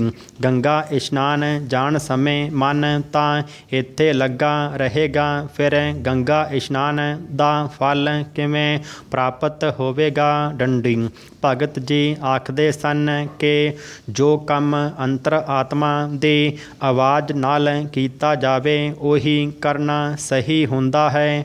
ਉਹ ਕਹਿੰਦੇ ਸਨ ਕਿ ਅਗਰ ਸਾਡਾ ਮਨ ਸਾਫ਼ ਹੈ ਤਾਂ ਕਠੌਤੀ ਵਿੱਚ ਪਏ ਜਲ ਤੋਂ ਵੀ ਗੰਗਾ ਇਸ਼ਨਾਨ ਦਾ ਫਲ ਪ੍ਰਾਪਤ ਹੋ ਸਕਦਾ ਹੈ ਡੰਡੀ। ਇਸ ਤੋਂ ਬਾਅਦ ਇਹ ਕਹਾਵਤ ਪ੍ਰਸਿੱਧ ਹੋਈ ਕਿ ਮਨ ਚੰਗਾ ਤਾਂ ਕਠੌਤੀ ਵਿੱਚ ਗੰਗਾ ਡੰਡੀ। ਉਹ ਕਹਿੰਦੇ ਸਨ ਕਿ ਇਨਸਾਨ ਹੰਕਾਰ ਦਾ ਤਿਆਗ ਕਰਕੇ ਹੀ ਆਪਣੇ ਜੀਵਨ ਵਿੱਚ ਸਫਲ ਹੋ ਸਕਦਾ ਹੈ। ਜਿਸ ਤਰ੍ਹਾਂ ਵਿਸ਼ਾਲ ਕੱਦ ਦਾ ਹਾਥੀ ਸ਼ੱਕਰ ਦੇ ਕਣਾਂ ਨੂੰ ਨਹੀਂ ਚੁਣ ਸਕਦਾ, ਪਰੰਤੂ ਕੀੜੀ ਇੱਕ ਛੋਟਾ ਜੀਵ ਹੋ ਕੇ ਸ਼ੱਕਰ ਦੇ ਕਣਾਂ ਨੂੰ ਆਸਾਨੀ ਨਾਲ ਚੁਣ ਸਕਦੀ ਡੰਡੀ।